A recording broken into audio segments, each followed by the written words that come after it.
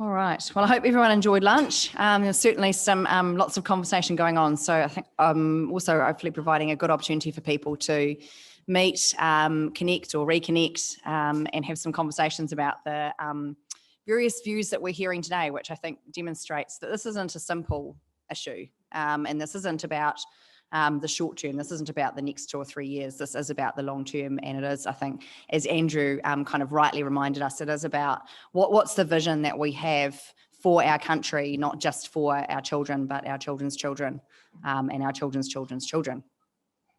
So our next session is going to focus more squarely on Taranaki. We are in Taranaki, and we have obviously identified offshore wind as a particular opportunity for Taranaki because of the wind resource that we have available offshore, because of the nature of our seabed, in the sense that it is shallower, it doesn't drop off as quickly as other parts of New Zealand, and also because of the existing skills and expertise and infrastructure that we have in the region.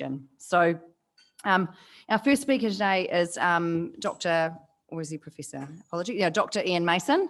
So he's a research fellow in energy, engineering and carbon management at the University of Canterbury.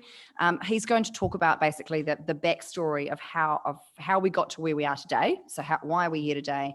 How did these conversations start to happen, and why are we talking about offshore wind in Taranaki?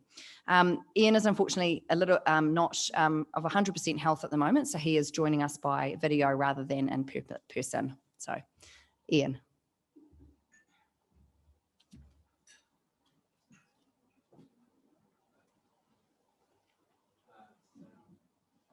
To be here in Christchurch. It's really great that this forum's happening today, and I'm very glad that I'm able to be part of it, even if from afar. So I'd like to very much thank Venture Taranaki and Stephanie Laird for the invitation and for making this presentation possible. I'd like to start with a quick chronology of my own involvement in offshore wind, which goes back to 2013, when I started to wonder why offshore wind wasn't on the agenda when we were discussing renewable resources in New Zealand. And I quickly found out there was a view going around that New Zealand's seabed fell away very steeply off the coast, somewhat precipitously in some places, and there were no suitable places for fixing fixed foundation turbines. So I took a quick look at a map, and I was quickly disabused of this idea. There seemed to be a number of suitable spots, including South Taranaki. And if we have a closer examination of South Taranaki, this map shows 50-metre contours, and you can see there's quite a big bump, if you like, off the south coast of the Taranaki region. So that prompted me to put this up as a student project for final year engineering students. And 2 students took it up. They consulted marine maps. They were both keen yachties, as it turned out, so that was handy. And we also had some limited data from the 1970s via the NIWA CliFlow website on wind speed and direction. So at the end of the project, we made the conclusion that South Taranaki did indeed look quite promising for offshore wind. So let's fast forward now to 2018, when I had 2 master students looking for projects. And by that time, I'd managed to access a really good 5-year, 10-minute interval data set of wind speed and direction for the Maui A and the Maui B masts. So Chirag Ishwar took up this project. He wrote his dissertation on it. And at the end of the year, we had even more evidence that South Taranaki was a very promising site, excellent wind resource, and really promising bathymetric information that we'd been able to gather. So after that, Chirag and I got together and we wrote a paper for the Electricity Engineers Conference, which was presented in June of 2019. And it created quite a bit of interest, and I'm very pleased to say that Chirag won the best presentation at the whole conference, and you can see him there in the photograph on the right. So shortly after that, Chirag went up to Taranaki and worked for Elemental Consultants for, I think, 2 to 3 months. Some additional work was done at that point. And Venture Taranaki then produced a report, which I'm sure many of you are familiar with already. So around the end of that year, 2019, I thought it might be a good idea to gather together a group of professionals who were interested in exploring offshore wind a bit further, and with a particular focus on sharing information which we had available and data which was available in the public domain. So Giacomo Calefi and Peter Spencer from ISC Consultants came on board very shortly, and they've really been a driving force behind this. So they're there with you today, and I encourage you to speak to them if you'd like to know a bit more about our working group or indeed be part of it. So very recently, Giacomo and I gave a talk, presentation at the Otago Energy Research Centre Conference in Dunedin. That was called Developing Offshore Wind in New Zealand, and it covers quite a broad range of topics. If you would like to see a copy of that presentation, it's going to be on their website sometime in the next few weeks, or maybe talk to Giacomo if you'd like to get hold of it sooner than that. And so that's very much led us to today, when we have the Venture Taranaki sponsored Offshore Wind Forum for New Zealand.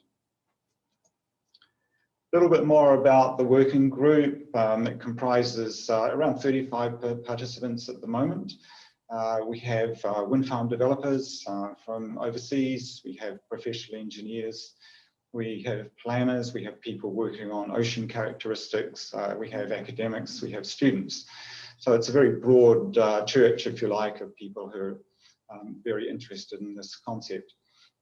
The basic idea is to have a sharing platform where we can have conversations, we can get to know each other, we can share that publicly available information, and really make it a lot easier for people who might want to come in at a more advanced stage with perhaps their own commercial interests. And we have established very strong and very enjoyable links with our colleagues in Australia, OceanX, so the people behind the Star of the South project. This is the first Australian wind farm off the coast of Victoria, and it's a reasonable size. It's 2.2 gigawatts, and you can see there that the depths range from fairly shallow, 18 metres, up to about 50 metres. Let's now put this discussion in context of New Zealand's future energy requirements. So we did some work published in 2017, again the EEA conference, where we estimated that New Zealand's stationary energy requirements and transport requirements, if they were to be all electrified, would be around 42,000 gigawatt hours per year, additional energy. Now, that study excluded aviation, it excluded shipping, high temperature process heat, and heavy transport. So hydrogen is a suitable energy carrier for those applications. We didn't include that at the time, but there could be substantial additional energy required in order to produce hydrogen. Just to give you a bit of an idea, we did do a study on converting all New Zealand's jet fuel and avgas into hydrogen. That would require about 50,000 gigawatt hours if it was all done by electrolysis. The following year, 2018, Transphere put out a report, and they estimated 90,000 gigawatt hours by 2050. So I think we're both roughly in the same ballpark here, sort of 40 to 50,000 extra gigawatt hours per year. So that's more than double our present electricity production, and there could possibly be more in future years. Now, New Zealand's blessed with excellent wind resources, both onshore and offshore, and just like to run you through the main findings of a report by Roaring Forties Consultancy under the auspices of ENVI, and that came out earlier this year. So they looked at the onshore potential, identified 78 sites, and up to about 42,000 gigawatt hours per year if they were all built. And you can see the locations in the map on the left-hand side. They looked at 3 offshore sites, estimated up to 32,000 gigawatt hours per year. And then they looked at offshore Taranaki in particular, and that was estimated up to about 8,700 gigawatt hours per year. So let's now focus on the work that Chirag and I carried out. And this was using data, as I said, from the Maui A and Maui B masts, and just looking at the images, going clockwise from the top left. We start with the Maui A mast, so you get an idea of where the instruments were. And then on the right-hand side, and this is no surprise to people who live in Taranaki, the dominant wind direction is from the west northwest, but there is quite a dominant secondary flow from the southeast as well. In terms of locations, the map on the bottom right shows you what looks like a number of islands, but these are actually undersea places or spots where fixed foundation turbines could be located. And outside that, the hatched areas are possible sites for floating turbines. And I'd like to thank William Thorpe for the contour map there that just projects the wind speeds out around the South Taranaki Basin.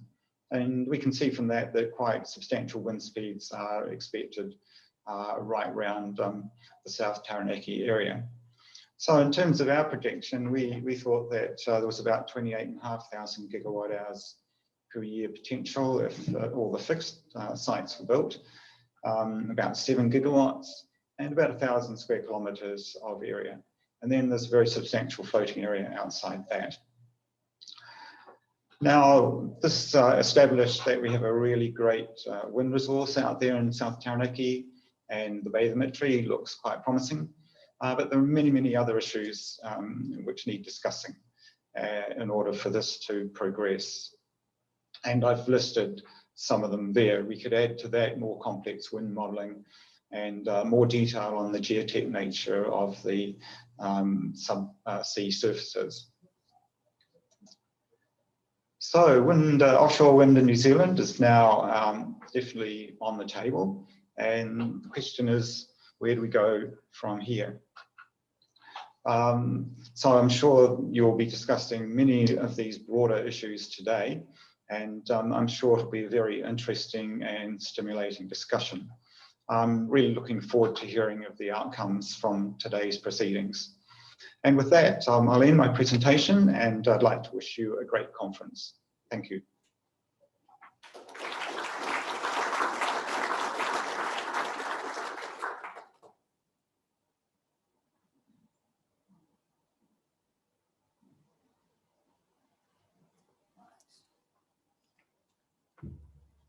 So thanks very much, Ian. That was obviously a pre-recorded video, so we don't have the opportunity to ask Ian any questions, but we do have the opportunity to ask the other folk who are going to be speaking some questions, and obviously also Andrew from Elemental was involved in working with Chirag on the discussion paper that we put out at Venture Taranaki, so Andrew may be able to answer some questions as well. So our next speaker is another Andrew. So Andrew Clennett from Hiringa Energy. And so Andrew's going to be giving us an update on New Zealand's hydrogen journey, because we've obviously heard today about the potential link here between offshore wind and hydrogen, and helping us understand about hydrogen being a possible use case for offshore wind development. So Andrew is one of the co-founders of Hiringa Energy, together with his wife Kathy, who was still here. Yes, she is. And while they're Australian, we have made them very welcome in Taranaki. And a little fun fact about Andrew: Andrew once enjoyed a beer with Harvey Keitel inside the Ground Zero no-go zone while avoiding being shot by some New York mobsters. I'm sure we can ask him about that over drinks tonight. Andrew.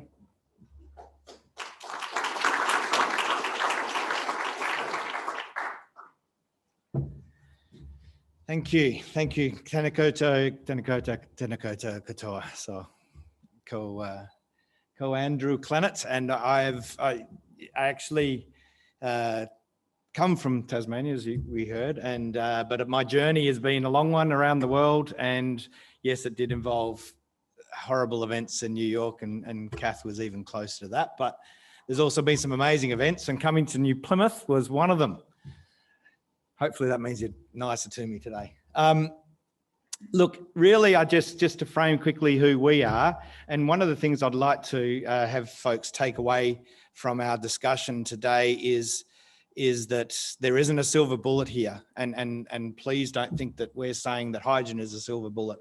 We need so many tools in our toolkit to tackle this decarbonisation, and we need to throw the kitchen sink at this, guys, and we need to do it quickly. We've heard from Greta, and it's our responsibility. So I've got one of the kitchen sinks to throw, and others, please bring them along. We've heard some other wonderful tools from the room today. So what do Haringa do? Well, we're kind of in the hydrogen space. You've got a chicken and egg problem. So our role has been to, well, if we're going to get this going in this country, we need to crack that chicken and egg.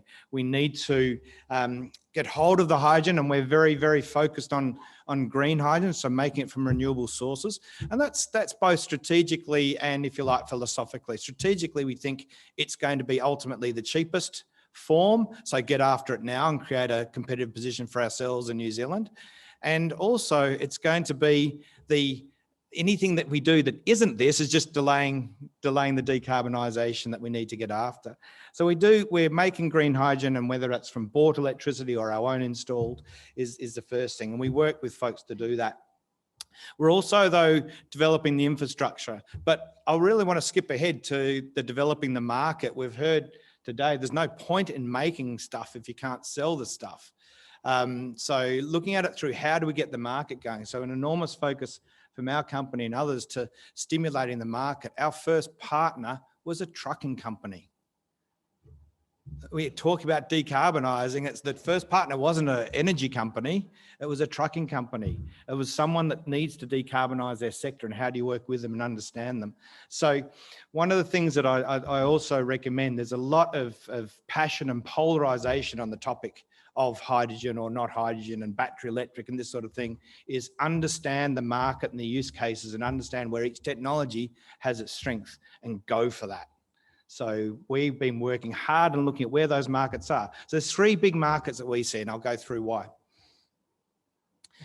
As a company, though, we needed to get going, and we needed to build a team. We needed to actually, if you like, extract ourselves. My background's oil and gas, and it's absolutely understandable, but incumbent oil and gas is not going to drive this change. You need to have some change agents to get out there and start to drag some of the other incumbents along and create new businesses. So we started a company. It's a mix of oil and gas skills and energy skills and clean tech skills and finance skills and infrastructure skills. And, you know, we're pleased to say we're growing. You know, we've been going since 2017 in anger, and 20 people now and growing. But more importantly, it's not just ourselves, so it's our partners are growing their activities. Our project at Kapuni's got 70 people involved in it right now. So it's a really exciting way of creating this company, but how do you build a company like this? So I'd encourage anyone thinking about it, have a crack some of these ideas. We can change and drive these sort of companies. So bring it back to the context of the renewable. We've heard about the resource here. The scale is well in excess of the electricity market. That's the point. You know, it's well in excess of what the minimum economic development that we need. Sort of, you know, we've often hear the 1 gigawatt type number. That's well in excess of what we just want to plug into the grid right now. So we've got a market problem. So we need new markets to underpin this. That decarbonisation is a new market because we've got industry to decarbonise. We've got to electrify our boilers. We've got to add process heat that goes above temperatures. We've got to replace our chemical feedstocks. You know, we've got that's sort of the power to X concept. We've got some process heat to do as well that goes beyond the electrification, and we've got to get after our heavy transport. So there are big new markets. The chunk of our energy, the 60% chunk of our energy, that's what we're out to tackle. And that brings a scale well beyond, when we look at the electricity market in New Zealand and the installed capacity, that's nothing compared with the whole energy problem in New Zealand. We've got to put that into perspective. If we measure ourselves in the electricity market now and where we might go, it's missing the point of where we actually need to be looking at the total energy market size. And what is that? So one of the things that hydrogen lets you do is it's kind of 2 things. It's an energy vector, which lets you take, and this is really important, it's a time shift.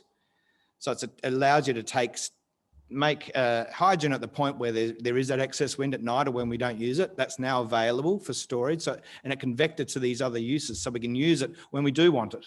So that's one of the problems with electrons. Electrons don't stand still. They go at the speed of light. When you make them, you have to use them. So any discussion is how we solve that storage. And storage is going to be multifold. It's going to be batteries into utilities. It's going to be hydrogen. It's going to maybe be some storage dams. It might be other amazing forms that we haven't thought of. Gravity, gravity storage and things out at sea. There's some amazing stuff. We don't know the answer, but we've got to recognize we've got this problem. So hydrogen is one of the tools to help you link that. So it can be used for your electricity. It can also be used into your transport. It's a way to get a lot of energy into a vehicle quickly, which means that vehicle is earning money, not sitting there charging. It's these sort of things. So it's got these applications, if you like, on the energy side, but it's also a molecule, and that molecule is one of the building blocks of our chemistry. So if we are going to, I asked the question of Dave, I think it was, about, are we considering transitioning our industry or closing them down? At the moment, we produce petrochemicals in this country, and the only way to produce those petrochemicals going forward is to use green molecules, use CO2 captured molecules plus renewable energy generated hydrogen to make our methanol, these sort of things, making our ammonia, these sort of things. So it has a whole chemical side as well. So it's a really interesting beast. But in the middle there's a demand that is growing, and it's not the only thing that will replace the fossil fuel use at the moment in the world, but there's a demand that's growing, that countries that want to have green energy in their country that's in excess of their capacity, they want hydrogen, and they want green hydrogen. So there's a really interesting export market as well. So these are sort of big chunks of our energy system. It's not just an electricity conversion thing. It's so much more than that. So where is sort of the commerciality? Where does it sit in the different types of those uses I just showed before? This is a really interesting piece that the CSIRO in Australia published as part of their hydrogen strategy. Note that, hydrogen strategy, written a couple of years ago. We thought we were ahead, but our next door neighbours are going hard. And it shows effectively the commerciality of where the different sorry about that. Of where the different prices sit. So for the different use cases, passenger vehicles can support a high price of hydrogen because it's against petrol. But it's actually not necessarily a big market, but it can support a high price. Then you get sort of the heavy transport, trucks and buses. That can support a high price, and it's starting to be commercial. You come down here, you can start to see industrial feedstocks, export, and this is a predicted price of hydrogen, produced hydrogen. Oh, so I'll stand here. Can't hear me. Sorry, everyone online. So it's the produced cost of hydrogen. So you can see we're riding that curve down. So different things will be commercial at different times. And what's driving the cost of hydrogen down is several things.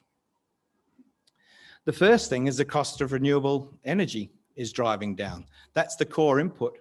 When people were looking at hydrogen back in 2010, 2000, and there's a lot of folks that looked at hydrogen hard and have dropped it and said, no, this will never work. It was a different environment. The cost of renewables has come down so much. And what hydrogen does is it captures that excess renewable whenever it happens. We can build electrolysis and capture it whenever it happens. The cost of electrolysis is coming down so much that we don't need to be as worried about capital efficiency. That's a concept that oil and gas folks really struggle with. We can overbuild our electrolysis to make sure we mop up the renewable generation. So what we can do is effectively take, see the grey, that excess energy, we can take that and use it, and we can shape our electrolyzers to grab that. That's available later. And then we'll just turn, when we're now in deficit, say where the orange is there, we just turn off the electrolyzers. Now, whether we do that internally in our own system or via power purchase agreement mechanisms with the electricity markets, that can still play out. All of the above can happen. So it's a really important concept. So it's been unlocked by that change in the cost down and the technology scaling. And so scale becomes key. So that's the question, how do you create scale? It's scale that's unlocked renewable energies, it's scale that's unlocking hydrogen. So how do you create that scale?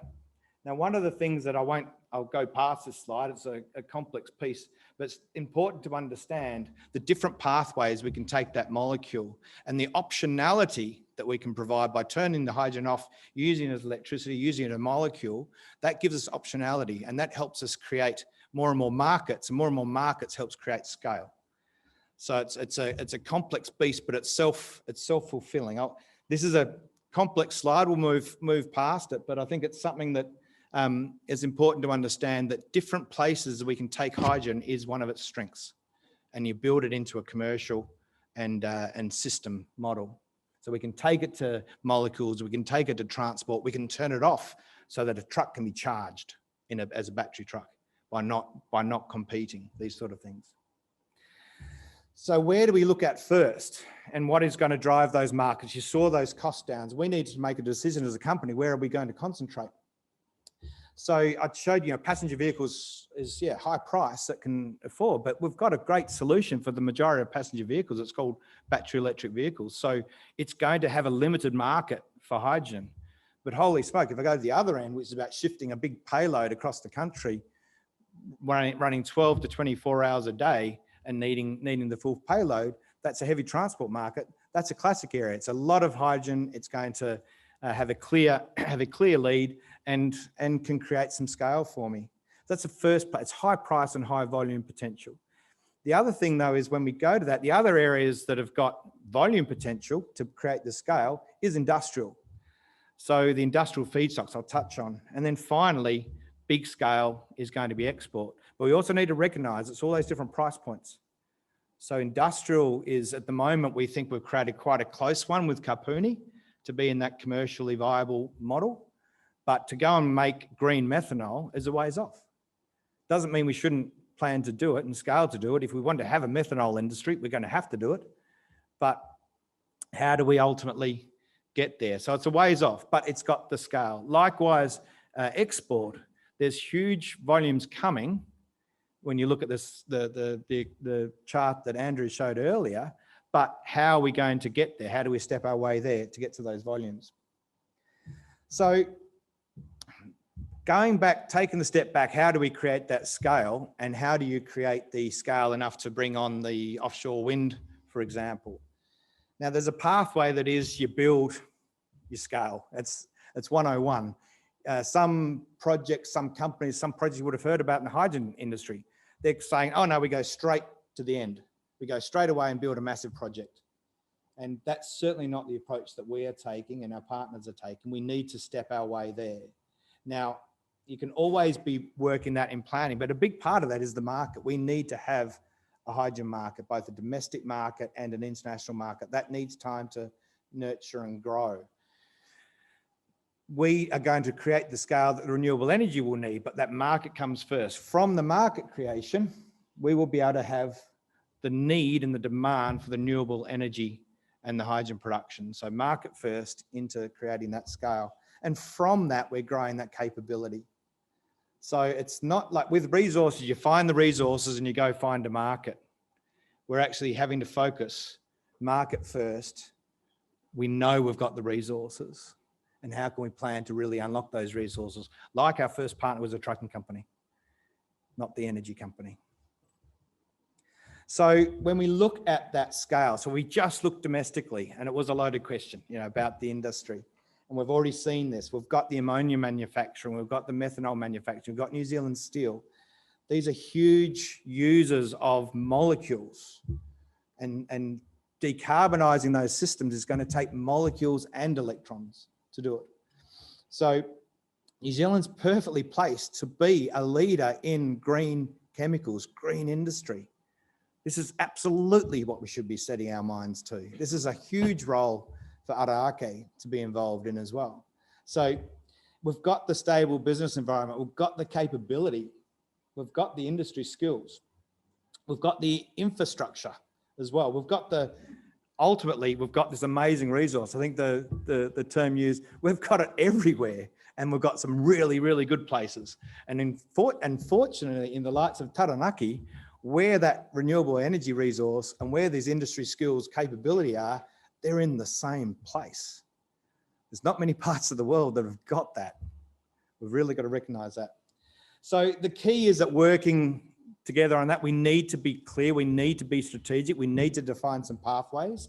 We don't want to be what Australia was with the LNG industry and create this incredibly competitive project over project, blowing $100 billion overspend on competition rather than strategy.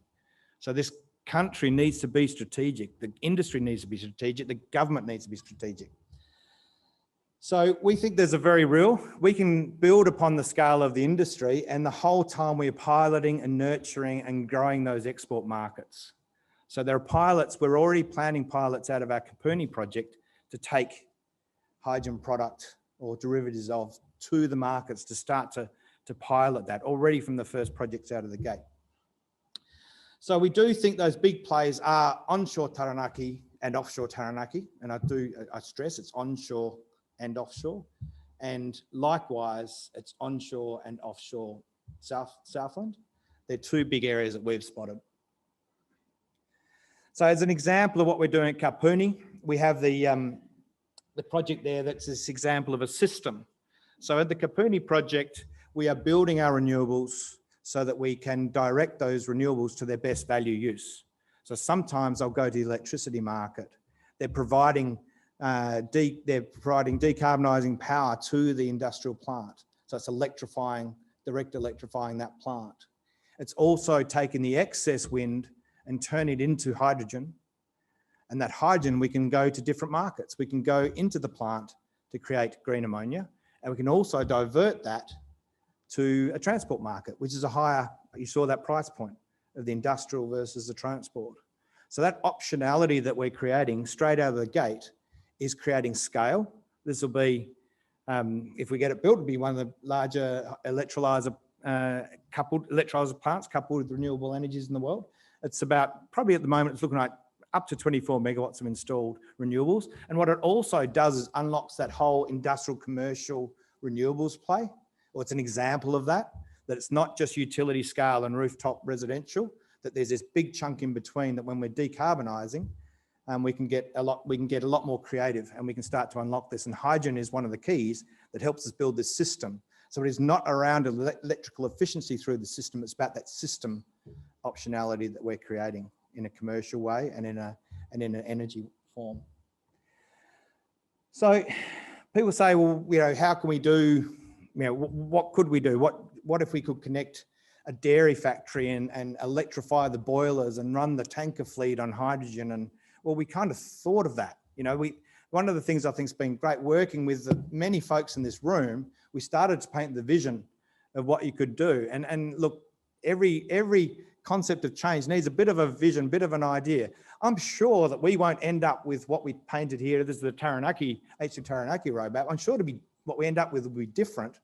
But what's amazing is how many of these projects that we talk about, building the ammonia, green ammonia, building offshore wind, working in the cities and decarbonising our solids drying and so on. All of these things are starting to interplay, and they're starting to really stack up. So I think it's an exciting time. New Zealand is sitting pretty, and Taranaki is sitting pretty in this space to be that. The important thing, that export play, one of the other things, again, going back to market, one of our most important and early partners has been Mitsui. They are the international trading house, one of the big international trading houses that want that product, but they also want to build a domestic market in this country, in their trading partner country. So they're very much involved in all our projects, not just the export project, and are coming on that journey with us. So what is the plan that we could do, say, for Taranaki, and what timings could there be to start to unlock the wind? So we've got the project that I showed you, the Kapuni project, is the first cab off the rank of that sort of industrial scale play. That does feed in with our refueling. I haven't spent the time talking about the refueling, so feel free to come and ask questions later, but we're focused here on this industrial side of things. So we build that commercial pilot scale, we get going, we create that system, we learn. The second stage is where we can really start to decarbonise our industry here in Taranaki. An obvious play is that we start to take the ammonia plant to a higher proportion of green, which is, it's sort of quite manageable. It's probably about the 150 to 200 megawatts of additional renewable capacity, and start to take that to green. Ultimately, what you're trying to do is get those industrial feedstocks and growing the export pathways. And so getting those relationships, getting those offtake relationships for the export So there's we do think there's an interim piece. We've been working with the local sector here. We're coming up with some plans. How do we really put some meat on the bones of this concept, and working with local industry, local partners to really say, hey, how can we leverage our skills? Can we create this journey? Because ultimately is the bottom. Ultimately, we need to get to gigawatts, and we need to get to gigawatts probably by the end of the decade. And that's probably about the time it'll take to develop an offshore wind industry. We at least need to know that that's where we're going and have that firmed up. And the reason for that is that if people are going to establish themselves in the hydrogen trading, if we've got the 2050 targets, then we want to be in an established part of the market.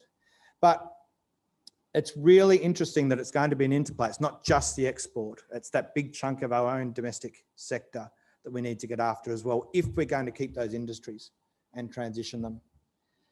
There's a play, and there's a wonderful thing with hydrogen is you can blend it with the natural gas as well. So over time, in a lot of these processes, you can be putting green hydrogen into the gas pipelines, running it through reformers, and having these blended stories as well. So there's some really interesting transition things that this region could become world leaders on. So yes, and we have mentioned the Southland piece. So to me, it's another really good example of, I think the best outcome would actually be expand that plant. I totally agree, it is a green product, but what else can we do with that? And we're really passionate about making sure that it just doesn't turn into only an export opportunity. It needs to be jobs. It needs to be like what we're doing to transition our sector here with the folks in the room. Southland also is faced with that. So an export and a domestic market is important. So we're looking at, part of our network, well and truly sourcing from Southland for the fuel, but also what can we do in industrial chemicals? Do we make our fertiliser on the South Island? What other things can we do in the product and growing that export market? So hopefully that's of interest, a bit of an update.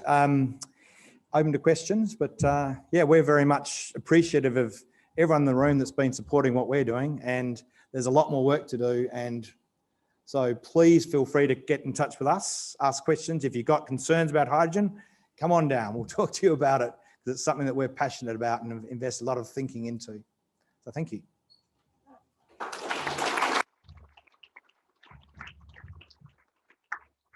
Thanks, Andrew. We have got time for a couple of questions, if anyone has any.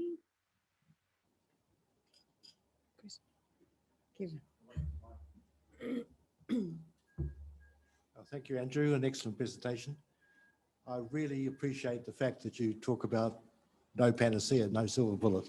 It's one of many options. Your Mitsui strategic alliance, is this in parallel or in competition with the Rotorua one, with the Japanese, the geothermal? Yeah, sorry, yeah. Not real. I think at the moment, the competition for hydrogen isn't hydrogen. The competition for hydrogen is oil and gas, to be frank. So anything we can do to get that going as an industry is good. We see a total interrelationship. So we're in discussions about offtake of their product. So it's establishing infrastructure that will be a traded commodity. It'll be it's not just one company that's going to be doing this. So our approach is very much, we create that network and we enable, if you like, that sort of industry to grow.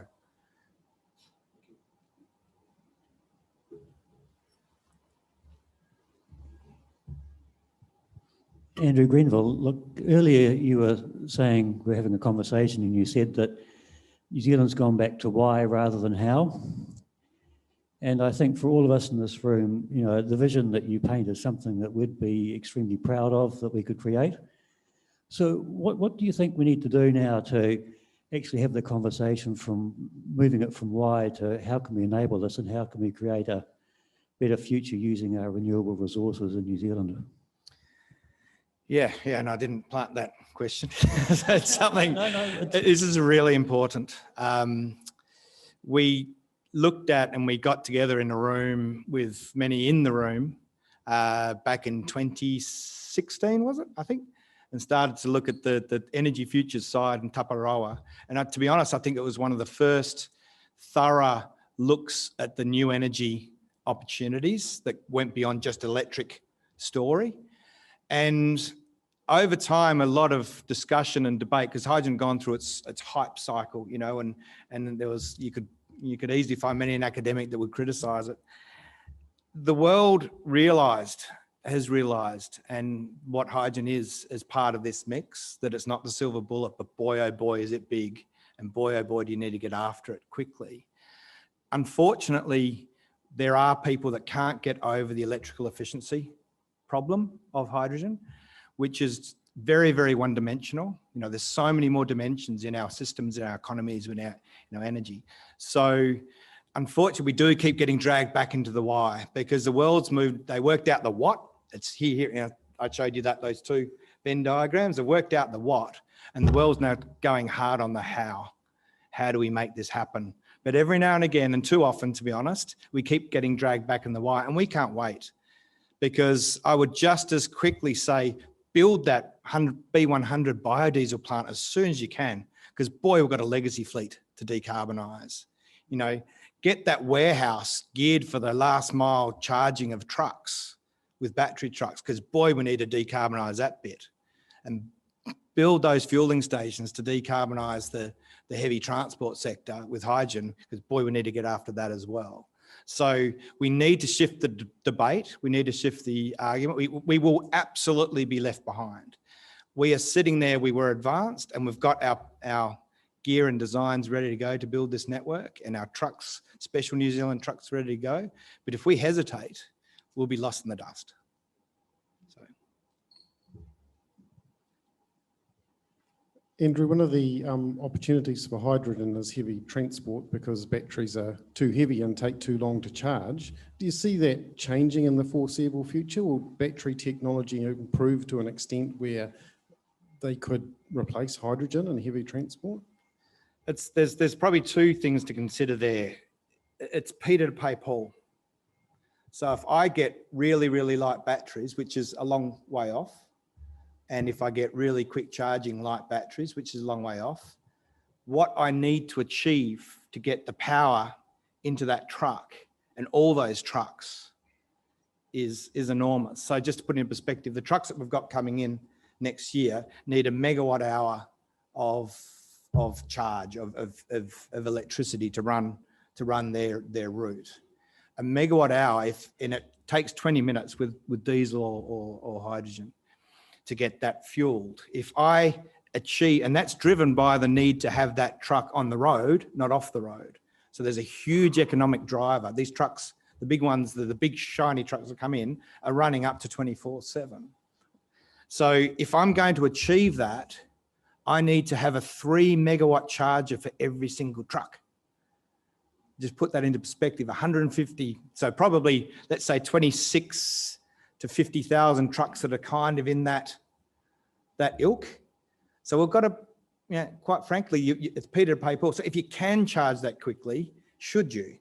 So it's all about how do we transfer the energy. At the same time, there's other truck use cases that don't need that much time on the road and don't need the payload. So there's actually, rather than saying, don't do this now in hydrogen because this might get better, there's actually going to be fundamental barriers to that side because of the physics of the two. But over here, don't also not do the battery trucks because hydrogen might come along and get cheaper. So where each find their role, we've got to get after it. We've got to start to decarbonise. And what are the mechanisms to get that happening now? Cool. Thank you. Thanks, Andrew.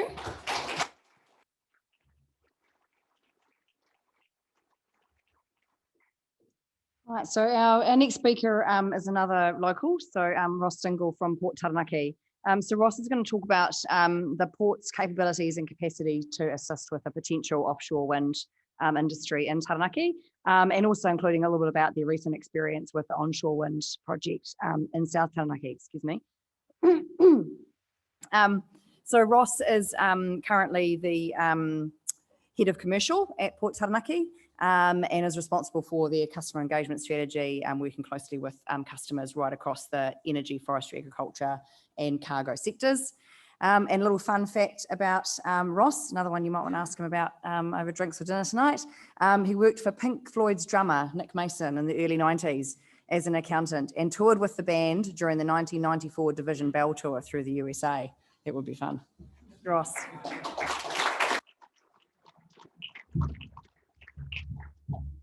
Thanks very much, everybody. Yes, I'm Ross Dingle from Port Taranaki, Head of Commercial there. And interesting thing about Port Taranaki is we do about 5.4 million tonnes of cargo annually, and 3.7 million tonnes of that is petrochemical, so fossil fuels. So the just transition is just as important to us as it is to pretty much everyone in this room. And we certainly are very keen to get alongside the industry and support the industry so that together we can all make it happen. Oh, interestingly, that photo there is the Turitea Phase 2 wind blades coming into the port. So there was approximately 90 blades on that vessel. Very exciting because I joined the port about 1.5 years ago, and shortly after that I got the first phone call about wind farm components coming through the port. So we had to work pretty quickly to design spaces that we could fit these components because they're so large. And when we go through today's presentation, the types of things I want to focus on are issues that came out of a recent study in the United Kingdom, which was about, what makes a good port for offshore wind. And some of the key characteristics in that, which I'll talk about today, obviously proximity to the resource, laydown areas. Some people say laydown areas not so applicable to offshore wind, but actually they are, because there's quite a lot of maintenance that goes on, and components have to come into the port environment, and they're long and extremely large. Access to local engineering expertise. I think we're blessed with that in Taranaki. And of course, the other thing that we've heard about today is our wind resource and the water depths around the region that support this. So we sort of feel like we're kind of right in the middle of a really massive opportunity if Taranaki Inc. and New Zealand Inc. can make it happen. So at the Port Taranaki is the only deep water port on the west coast of the North Island. We've got various wharves there, but probably the one that's most relevant to this discussion is our Blyde Wharf, which is 450 metres long and a 12.5 metre draft, which allows us to get some very large vessels in. And of course, we provide a full range of services around pilotage, berthage, heavy lift opportunities and laydown areas. And we've got stevedoring services at the port. And we also have planning and logistics. So just to give you an indication, at the port, we've only got 125 staff, but we have about 6,000 people through the port each week working for all of our different customers. I just wanted to put the proximity slide up there because some of the work that was done by Dr. Ian Mason suggested that there was some really good wind resource in North Taranaki and South Taranaki. X marks the spot of Port Taranaki, which is pretty close in terms of proximity, right in the middle of those two really valuable wind resources. So pretty well located there to support the industry. Just before we talk about this slide, what we've got happening here is the Whakapapa wind blades coming and being discharged at Port Taranaki. Those required, and as did the Turitea wind blades, twin lifts, and we've got a couple of big mobile harbour cranes which allow us to do that. Fascinating watching those really big components come off the vessels, and talking to Andy, he's going to make our life even more interesting, hopefully, in a year's time with even longer blades again. But we've been supporting offshore energy for 50 years now. So things like support vessels, moving crew and gear from land out to offshore platforms, that's our sweet spot. That's what we do. And we think that translates really well to offshore wind. So we'd be really interested in talking to people about how we can help make that work for you. Everything we do at Port Taranaki is underpinned by health and safety and good environmental practices.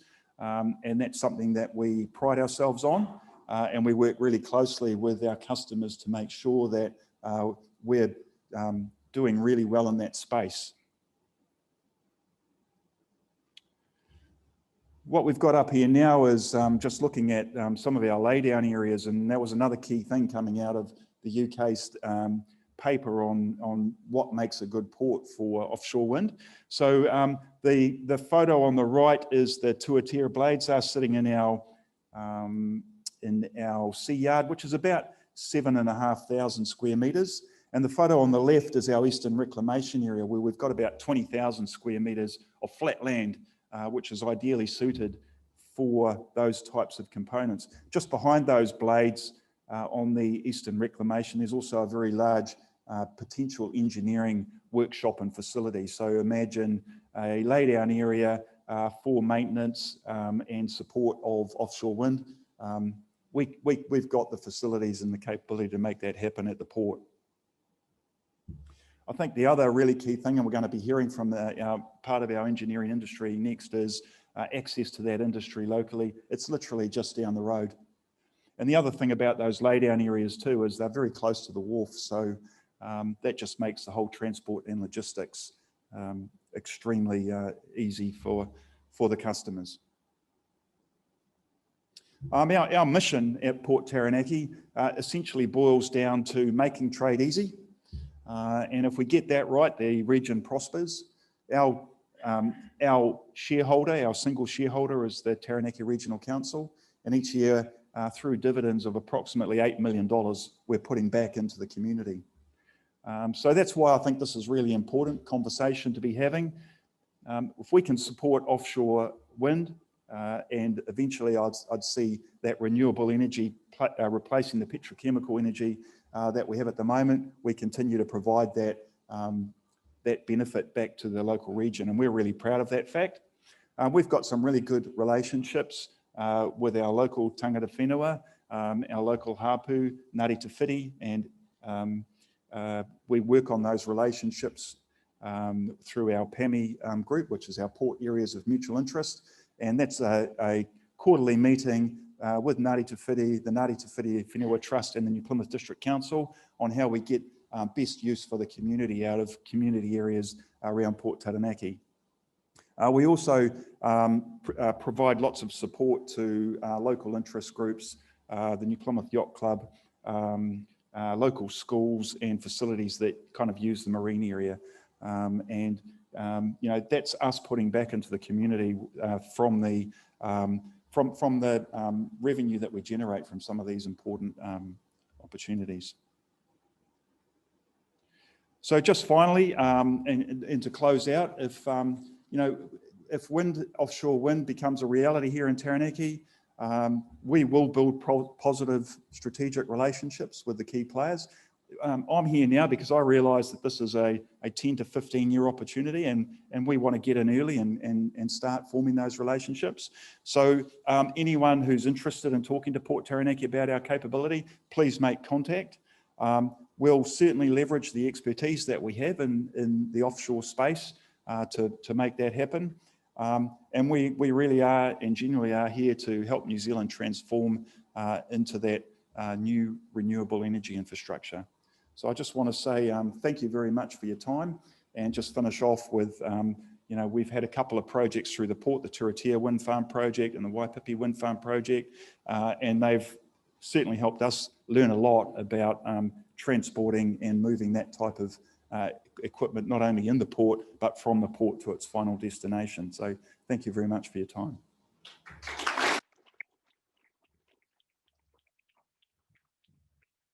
Thanks, Ross. Do we have any questions for Ross?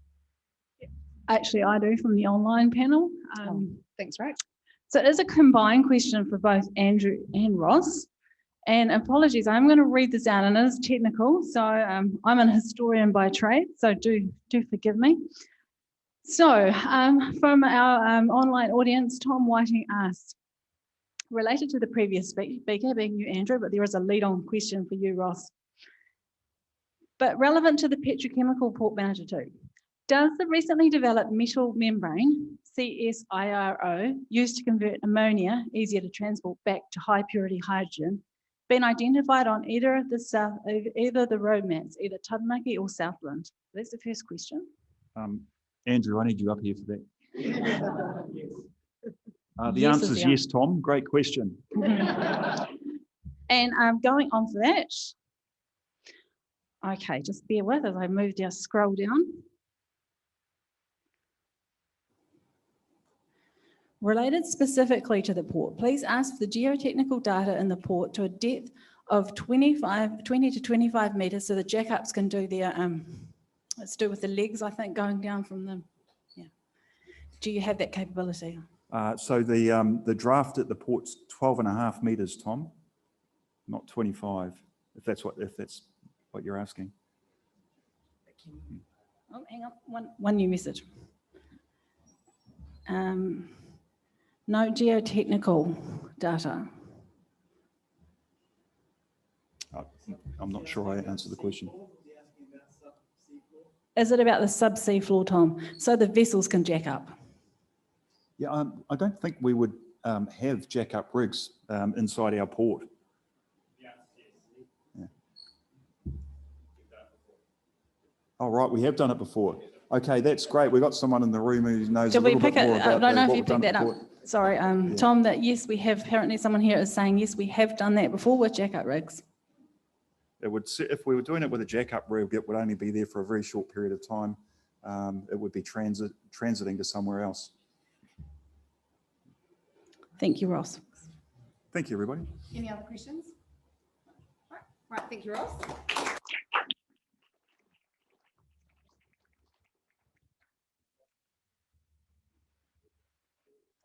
So I'd now like to welcome our next speaker, who's Matt Gavin. So Matt is General Manager of Major Projects at Dialogue Fitzroy. Matt has links with engineering and construction in Taranaki from the mid-1980s, and also has a lot of international experience associated with offshore clean energy and chemical processing. And so Matt returned to New Zealand in 2019 and has joined Dialogue Fitzroy. Matt's going to be talking today about thinking about the potential repurposing of assets and the synergies with the oil and gas sector, current gas sector in Taranaki, and the links with offshore wind. And a fun fact about Matt, he speaks 4 foreign languages: Spanish, Russian, Swedish, and Arabic, but he says all of them terribly. Matt.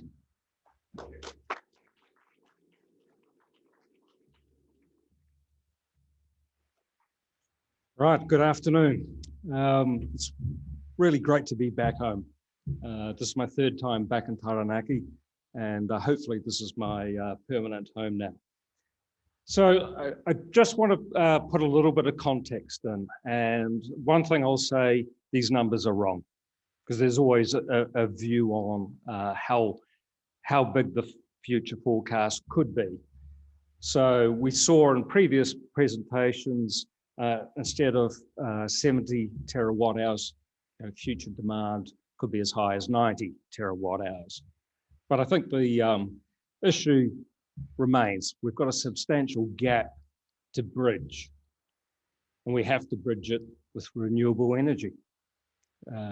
So let's just put some context on what does that mean in terms of offshore wind scale potentially.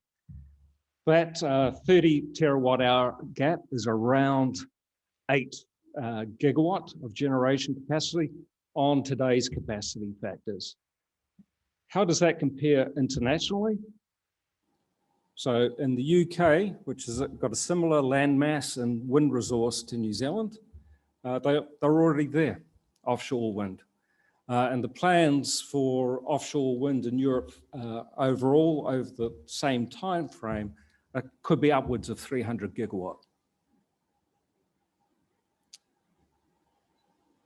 So I want to paint 2 scenarios for you. So one I call the gigastack. And this one really is putting in a lot of offshore wind capability, 10, 20, 30 gigawatts.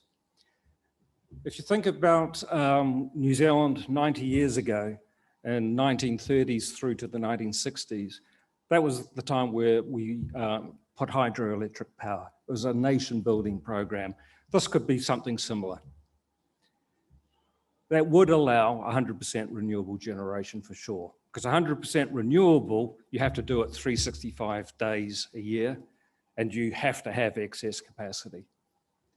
It certainly would allow, as Andrew's talked about, domestic and hydrogen for export.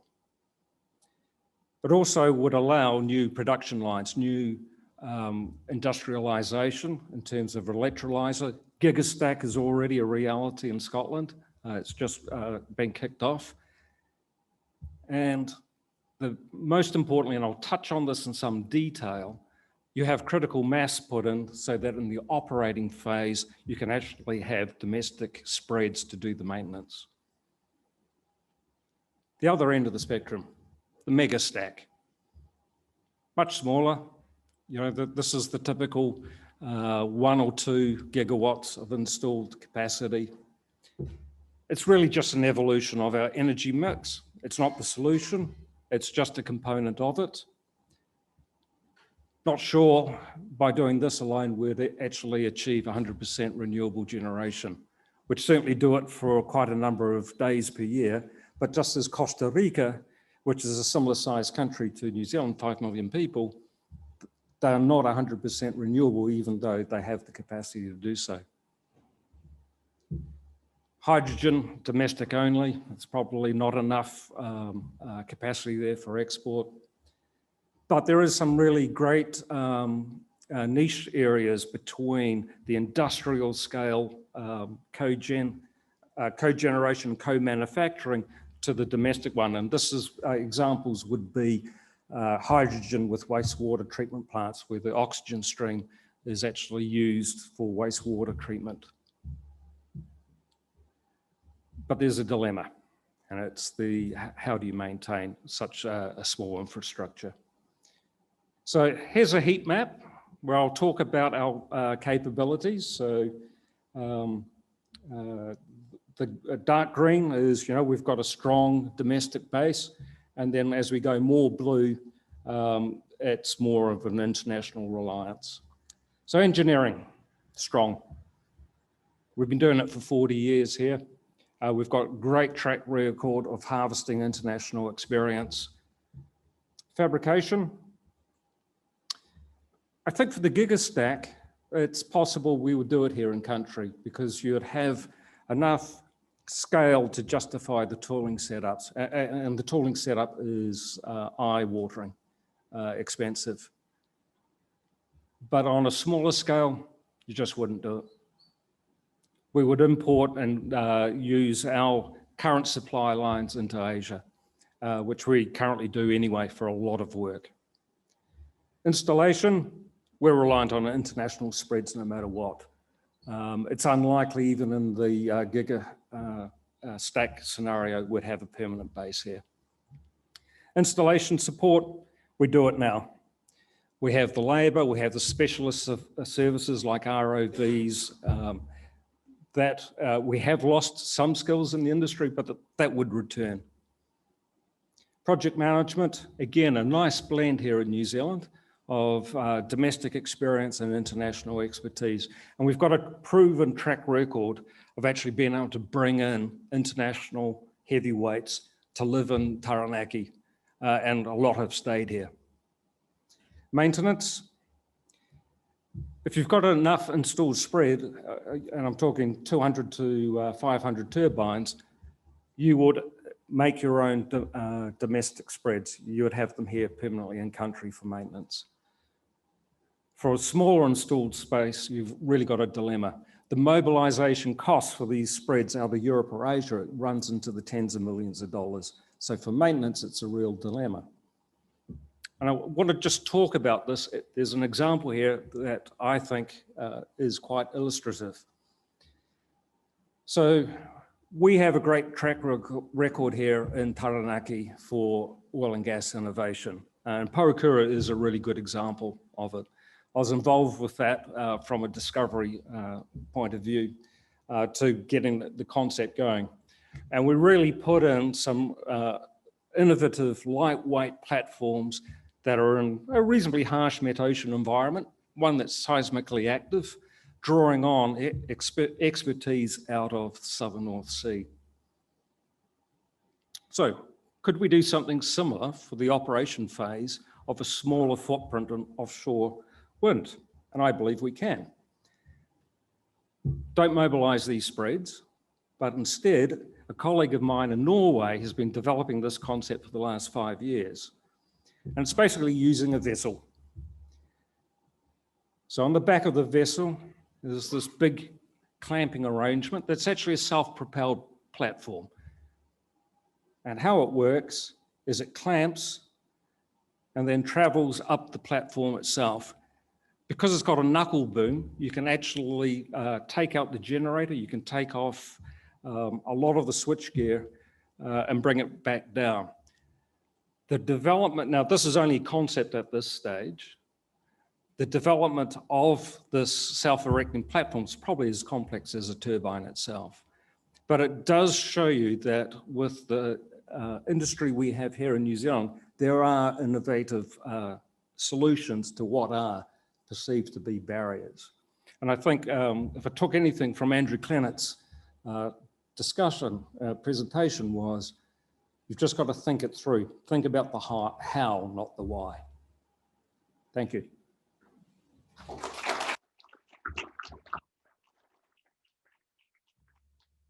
Thanks very much, Matt. Do we have any questions for Matt? Andrew. Andrew.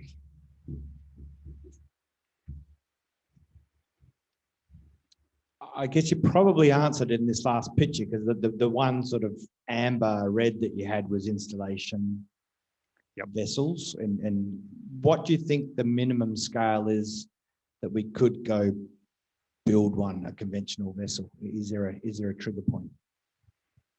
I think 2 gigawatt, you're starting to get an installed base. And I think if you can get a vessel spread, which is just a conventional boat launch, we're there.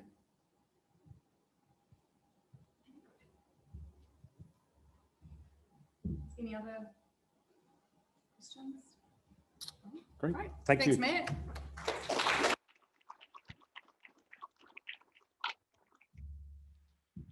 Right, our last speaker before we break for afternoon tea is Aee. I'm not going to try and pronounce your last name. Sorry, Aee.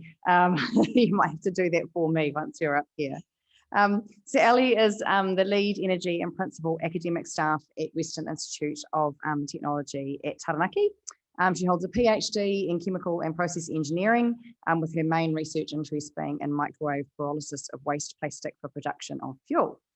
And so Aee is going to talk to us this afternoon about what WIT is doing to assist the skills transfer and skills in our region around energy and into things like offshore wind as well. Fun fact about Aee, she's originally a Ukrainian and has lived here for 15 years. Thanks, Aee.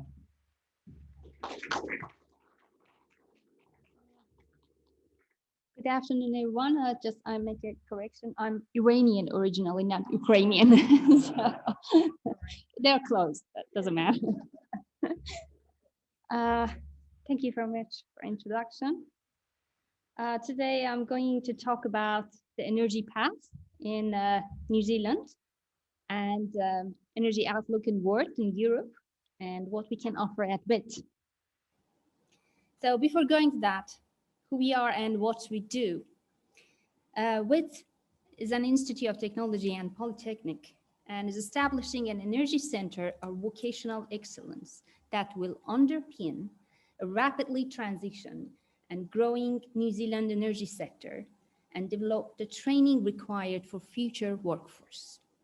WIT is at the moment is offering Bachelor of Technology, which is a 3 years course full-time, NZ Diploma in Engineering, Civil and Mechanical Stream, Graduate Diploma in Engineering, and some other standalone and short courses.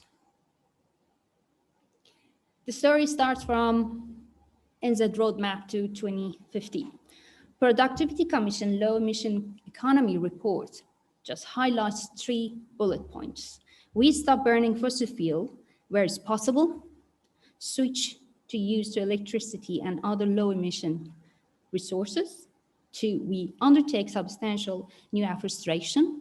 And 3, we make changes to the structure and methods to agricultural applications. So we have clear milestones. We need to meet them. But what we have, we are aiming to zero carbon and reliable, cost-effective, and secure renewable energies. What we have, geothermal, wind, solar, biofuel, hydro, waste to energy, ammonia, and green hydrogen with specific applications. The main objective for us is finding and offering courses that industry need. For this, we looked at what's available in the country, in New Zealand. We talked with stakeholders, which I'll show it here. And we find out what is the gap and skill shortage. Geothermal is one of the renewable resources in New Zealand. It's well developed, and we know that. What kind of skills we need? We need geoscience, geochemists, material scientists, engineers to run the plant, to generate electricity. We need technicians. We need drilling engineers to drill new injection wells, and project managers in that part. It's interesting to know that companies, even in geothermal, looking for other resource, energy resources. So there are some R&D projects are going on. They're working on advancement of green hydrogen, aiming to improve the battery efficiency to reduce the cost. And in saving energy part, they are looking at using an application of low temperature reservoirs for electricity use and agricultural use. It's going to be very interesting to see how it works.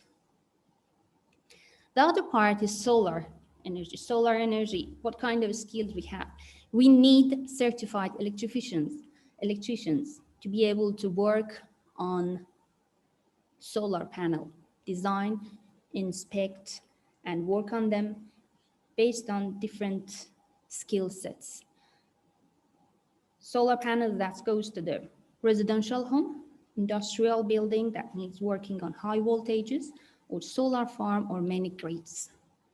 Well, development and growth for off-grid renewable energy in this part is very hot topic at the moment. Bioenergy and waste to energy is a very broad topic. What kind of skills we need in this area?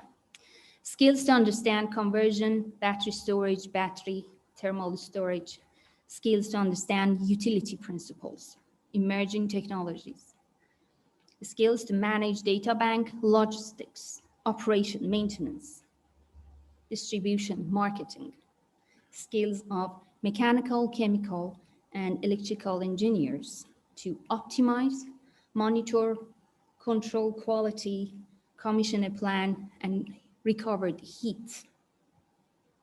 It's interesting to see the consortium of stakeholders are going to look at the feasibility study and working on R&D project in this area. Converting coal boilers to biomass boiler is a successful story of Fonterra wood pellets using co-fired system. But the challenging in this story is gonna be managing biofuel chain with high quality fuel for customers. And production of biodegradable materials is another story and topic in this field. This is onshore wind map for tilt renewables. There are generating assets, under construction assets, and development assets. And if you look at the other resources and onshores for different companies, you see a lot of onshore wind resources. So it's not new to us. We know this area. We know the wind industry.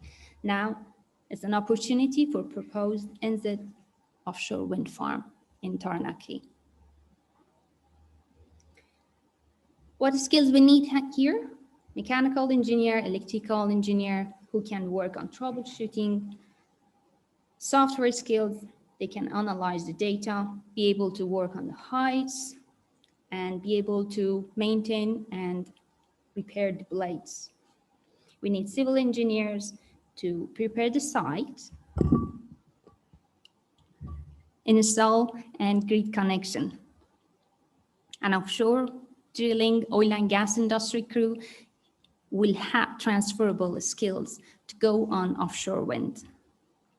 Well, technology is advancing in this area, and by that cost gonna go down, and we're gonna have transmission and power system flexibility growth.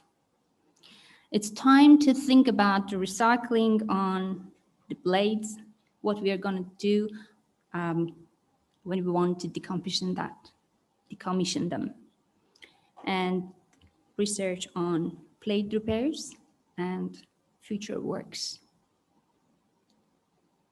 There are some challenges here needs to be considered. Environmental impact, permitting and grid connection challenges, and high costs at the moment. But there are some other benefits to think about. Providing greater flexibility to the system, operate by decentralizing the system. Better wind resources comparing to onshore.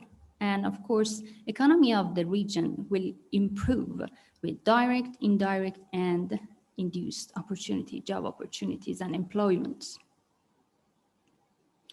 What's the decarbonized energy landscape for us?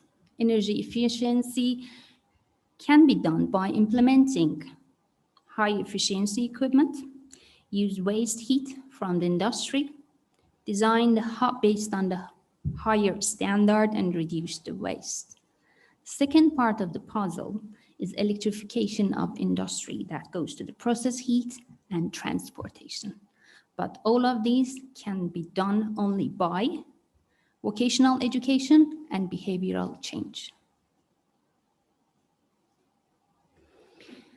The energy efficiency is an invisible outcome of good design, maintenance, retrofit, and operating of building and manufacturing product equipment, such as equipment that consumes energy, and heat and steam systems, mechanical drive system. We have the skills here. They are energy efficient workforce. Based on a study of green energy market, they're gonna be huge number of employment between 60,000 to more than 200,000 opportunity in different sections, including architects, mechanical, technicians, electricians, just name it. They are in the table.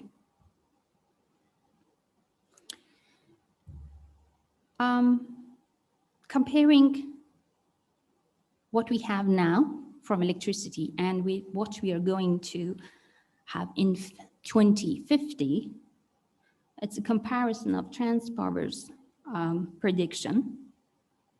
Will show that hydro is gonna be very statistic. They're gonna be a huge jump for wind, the wind generation growing from 2.2 to 19.6. Geothermal will grow, solar will grow, but gas and coal gonna phase out, and we have other resource of energies here, future energy, biomass, hydrogen, carbon capture.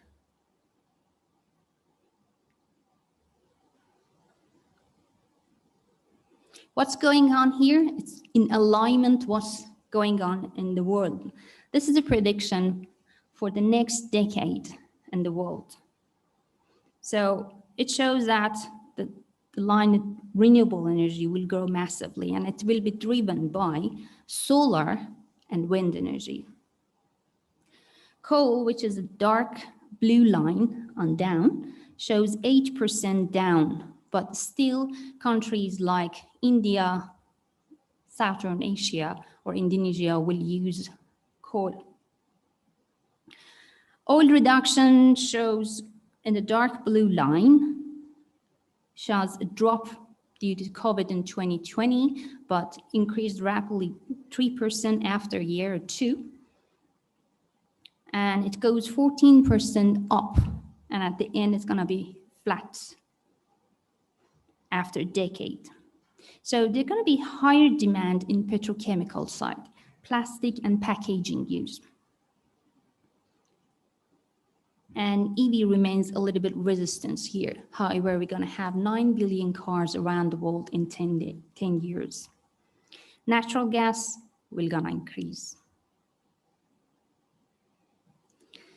So in the next 10 years, 2/3 of the electricity resources comes from renewable energy. These two pictures shows how these two industries grow around the world. On the left-hand side, you see solar, and the right-hand side shows the wind technology. And obviously, China and India will gonna showing a very interest in that areas. And this picture shows the world efficiency improvement. The dark blue shows the annual change, and the gray line shows the avoided demand.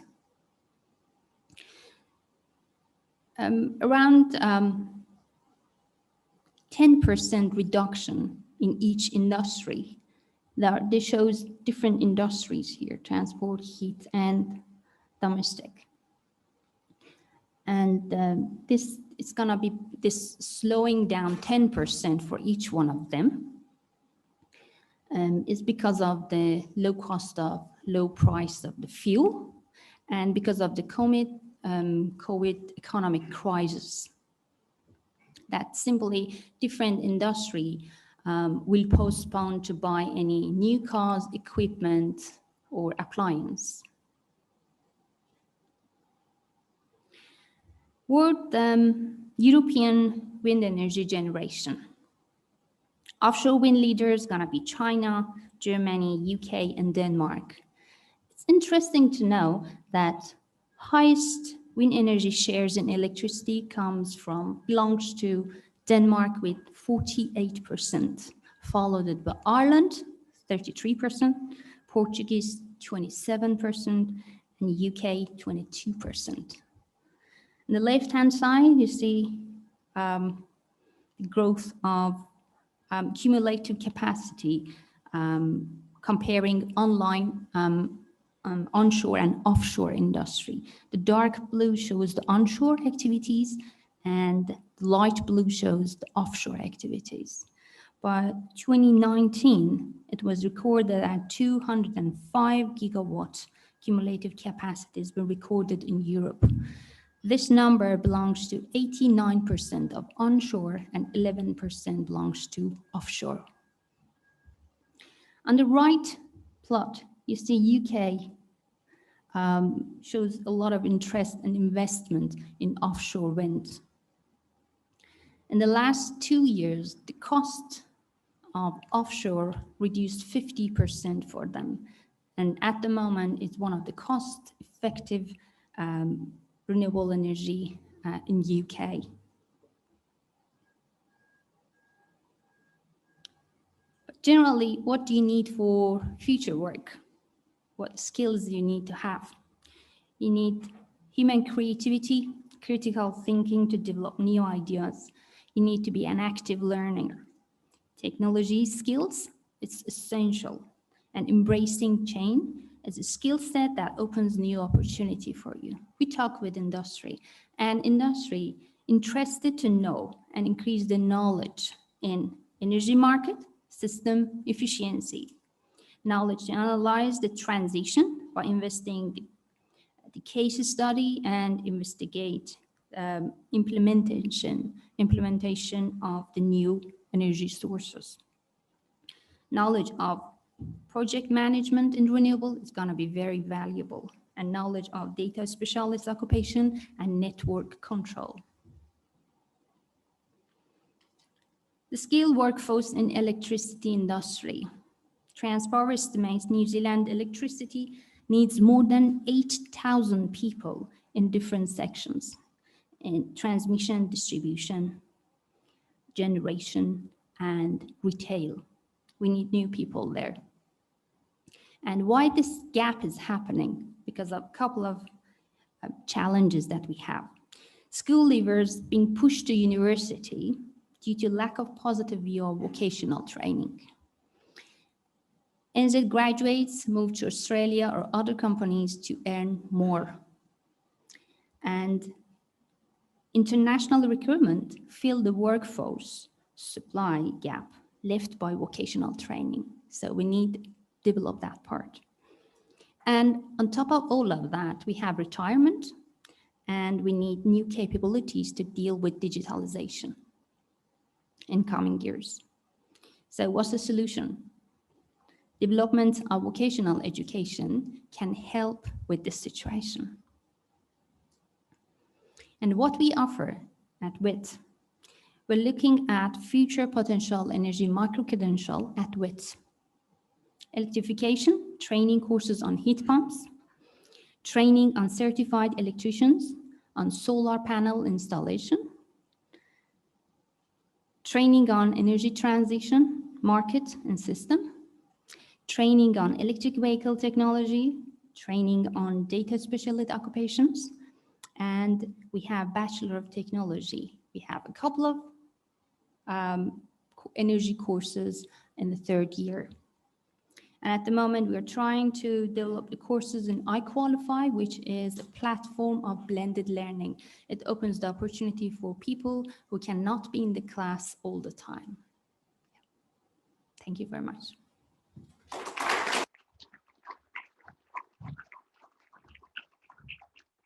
Thanks very much, Aee. Are there any questions for Aee?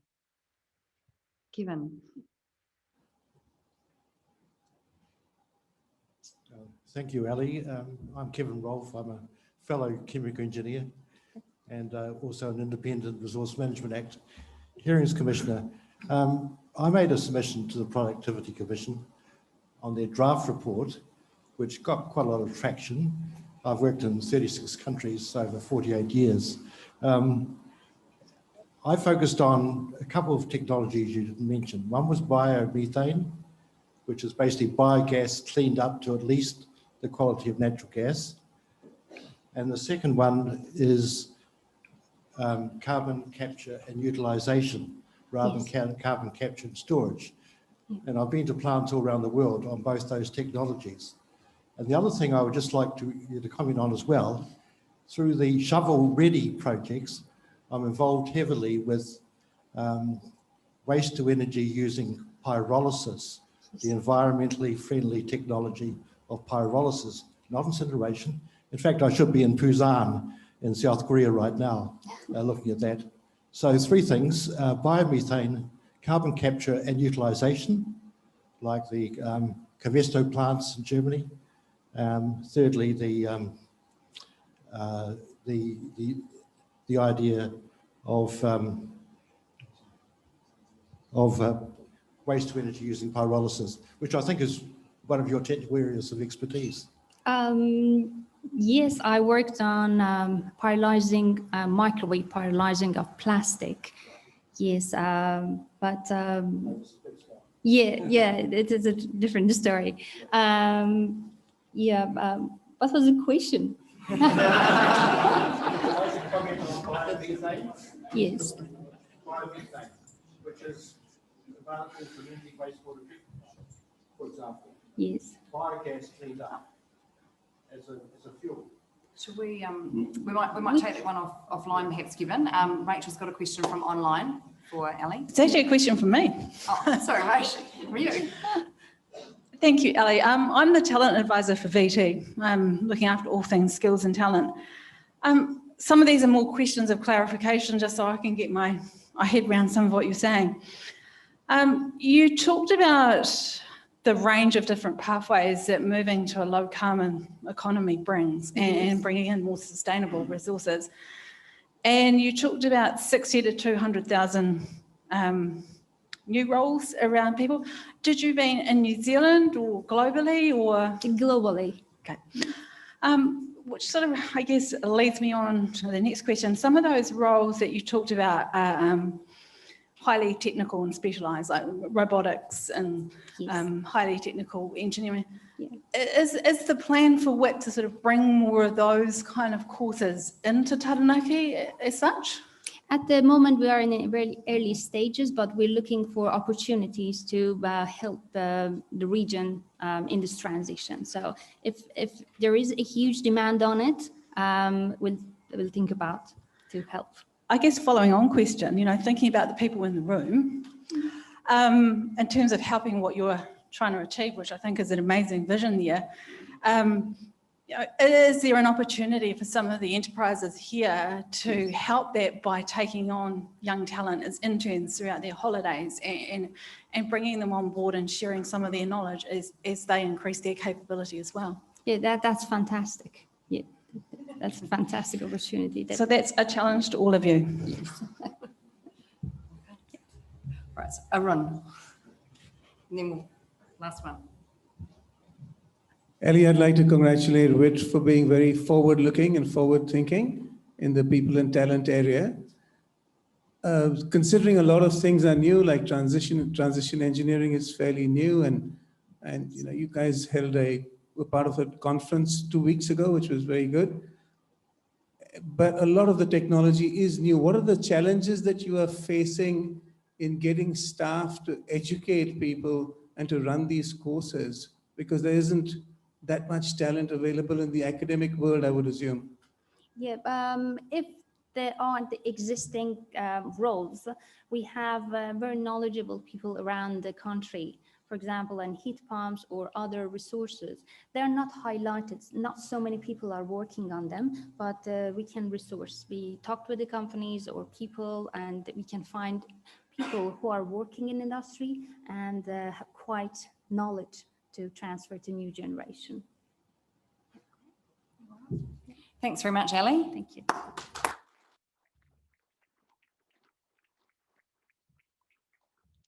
Right, we're going to break for afternoon tea now, and then if I can have everyone back by just before 3, because we've got a limited amount of time this afternoon. We want to kick off promptly for our last session. So enjoy your afternoon tea.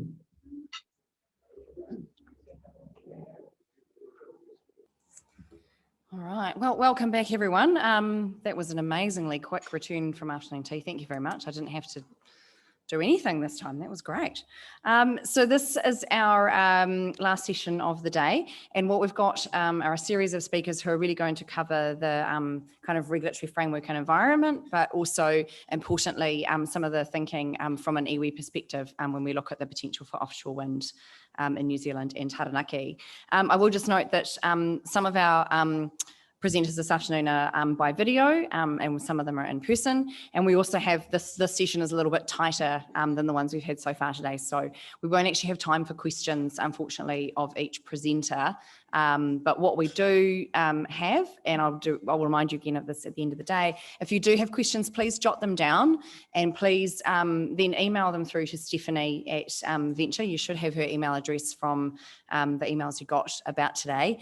And what we have agreed with all our presenters is that we will share those questions with them, and then they are going to answer them, and we will get them all out to you. So please do jot those questions down, and also questions that you might think of tonight or tomorrow.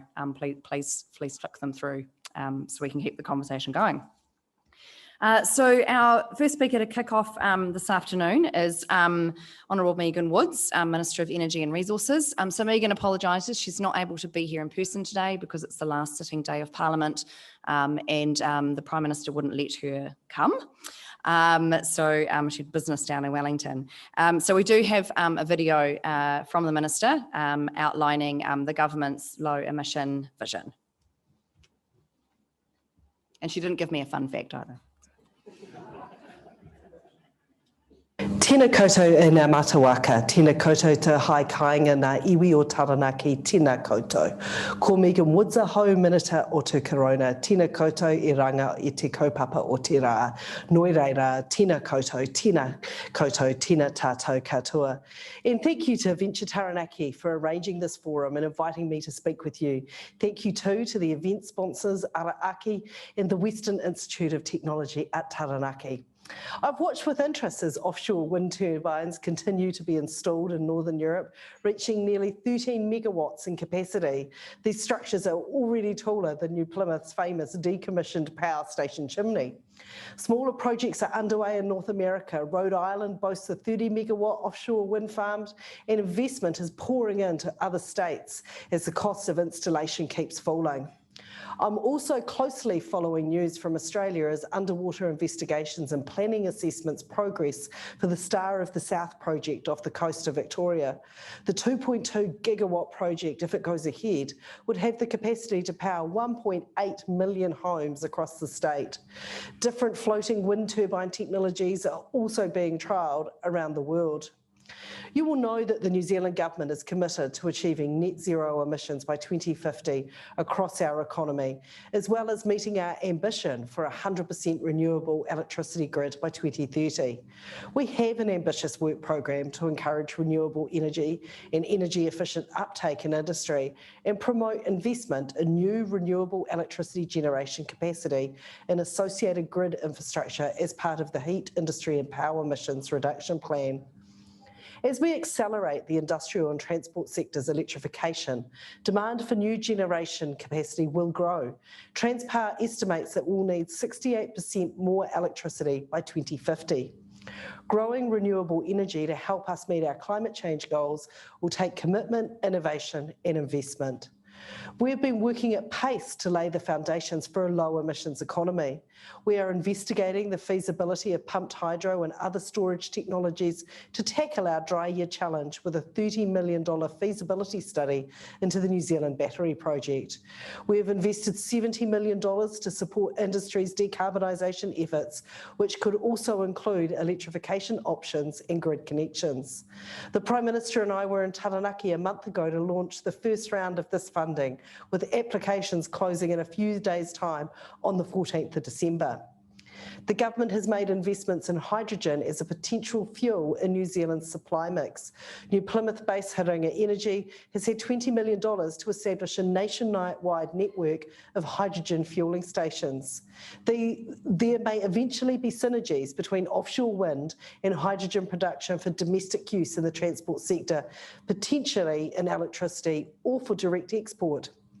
It is unlikely that any one technology will be the silver bullet to deliver our net zero emissions future, and we need to remain open to all options in coming decades, including the potential of offshore wind in Aotearoa. The Ministry of Business, Innovation and Employment's recent wind generation stack report identified 3 large potential offshore wind farm projects in seas around Auckland, Waikato and Taranaki, with combined capacity of 8,000 megawatts. In New Zealand, onshore wind energy has an advantage of being one of the cheapest forms of renewable energy to develop. This presents a challenge for developers and investors in offshore wind projects. And just as energy projects on land are scrutinised for their effects on the environment, offshore wind projects will face similar analysis over their potential impacts on the marine environment. But if we've learned anything in this last year, as we have had to respond to the global COVID pandemic, we know how quickly some things can change and that we must be resourceful and strive to build resilience into our systems. New Zealand's energy system is unique with an abundance of renewable energy, and it is maturing. Finding ways to harness this potential and catalyse it into other energy forms is a key component of our energy future. Once upon a time in New Zealand, onshore wind was novel and faced significant cost and regulatory hurdles. But wind farms are now a firm fixture in our energy landscape, contributing about 5% of our electricity supply. I recognise that there is significant potential in offshore wind as technology costs decline, and I look forward to learning about what opportunities arise. As with all parts of our energy system, we need to ensure we are investigating the options we have to meet our long-term goals. I welcome all mahi dedicated to helping Aotearoa design and build its low emissions future, and will track progress in the offshore wind sector with interest.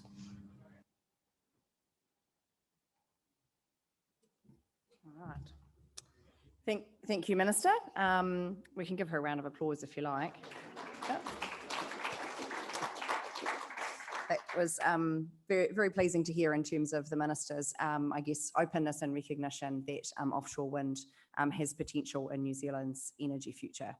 Our next presenter is also someone unable to be here with us in person today, but our next presenter is Jamie Tuta. He is the chair of Venture Taranaki. He is also chair of Ngāti Mutunga, one of the 8 iwi of Taranaki, but he's also affiliated to a number of other Taranaki iwi. So Jamie's going to talk us through the iwi considerations and thinking about offshore wind and its potential from an iwi perspective.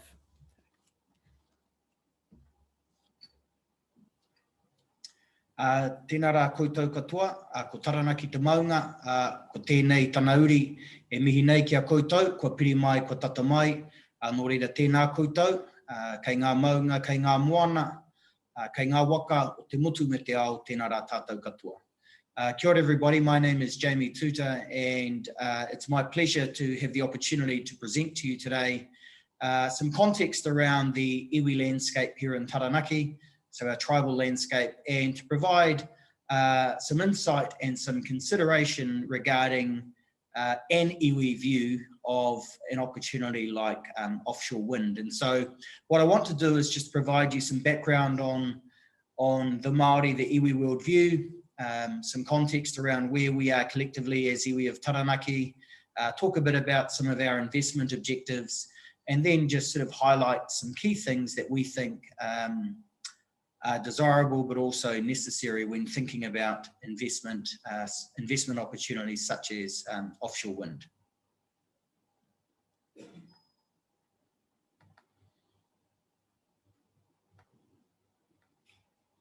So, offshore wind iwi considerations. And so my background, as I said, I'm the chair of Venture Taranaki, but I also am involved with a number of iwi in Taranaki.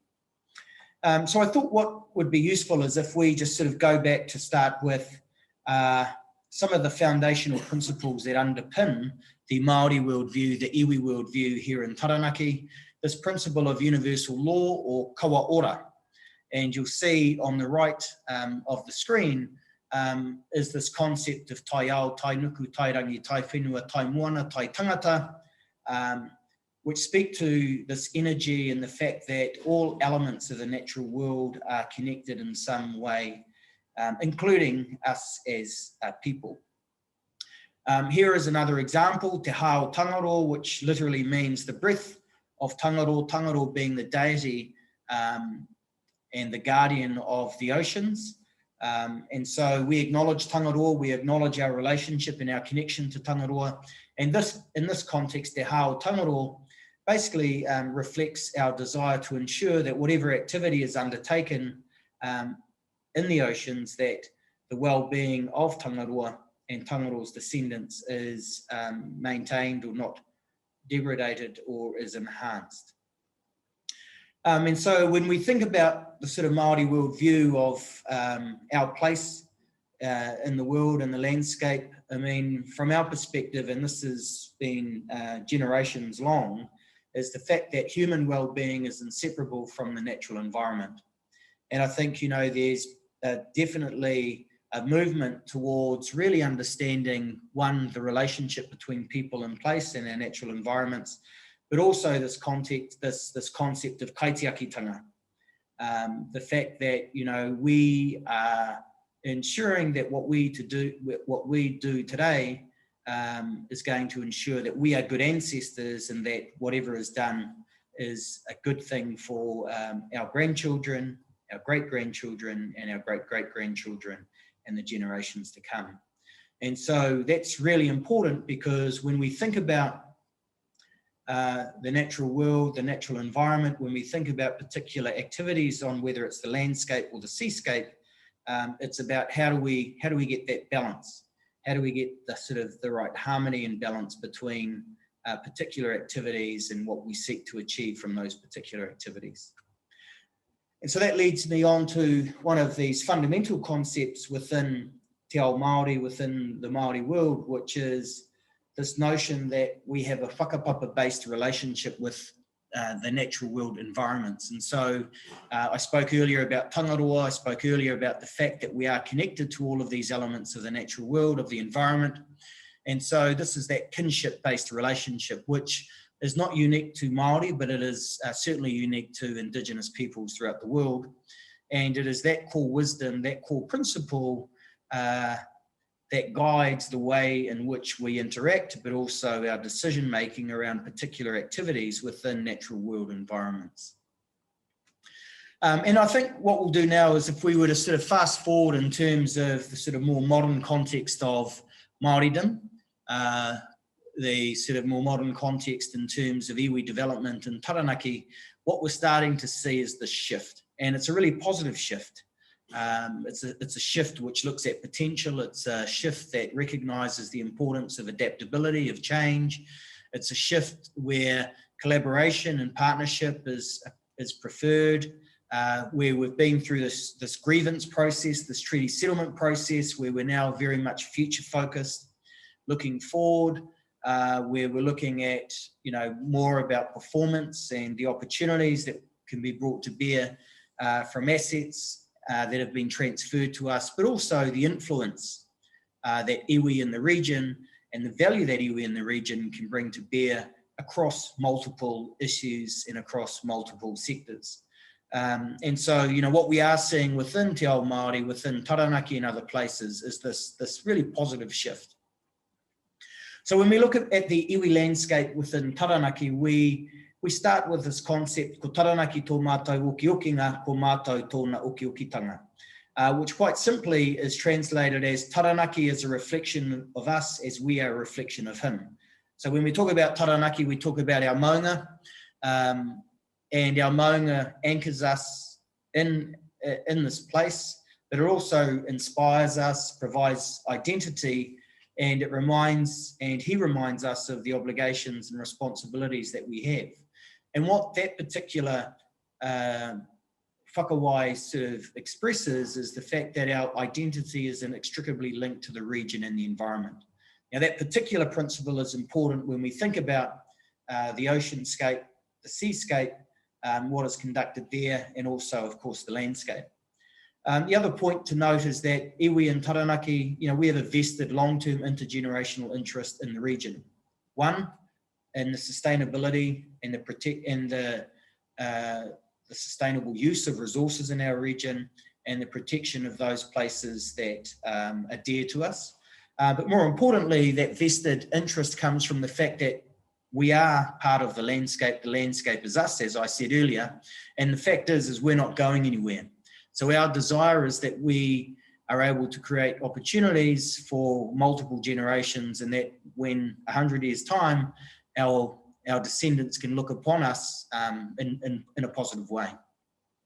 And so what we're always looking at are durable and sustainable solutions, economic solutions in the region that in our minds deliver broader value. And so when we talk about broader value, it's much more than just economic value. So we want to participate in arrangements where we create virtuous cycles. So when we talk about virtuous cycles, we're talking about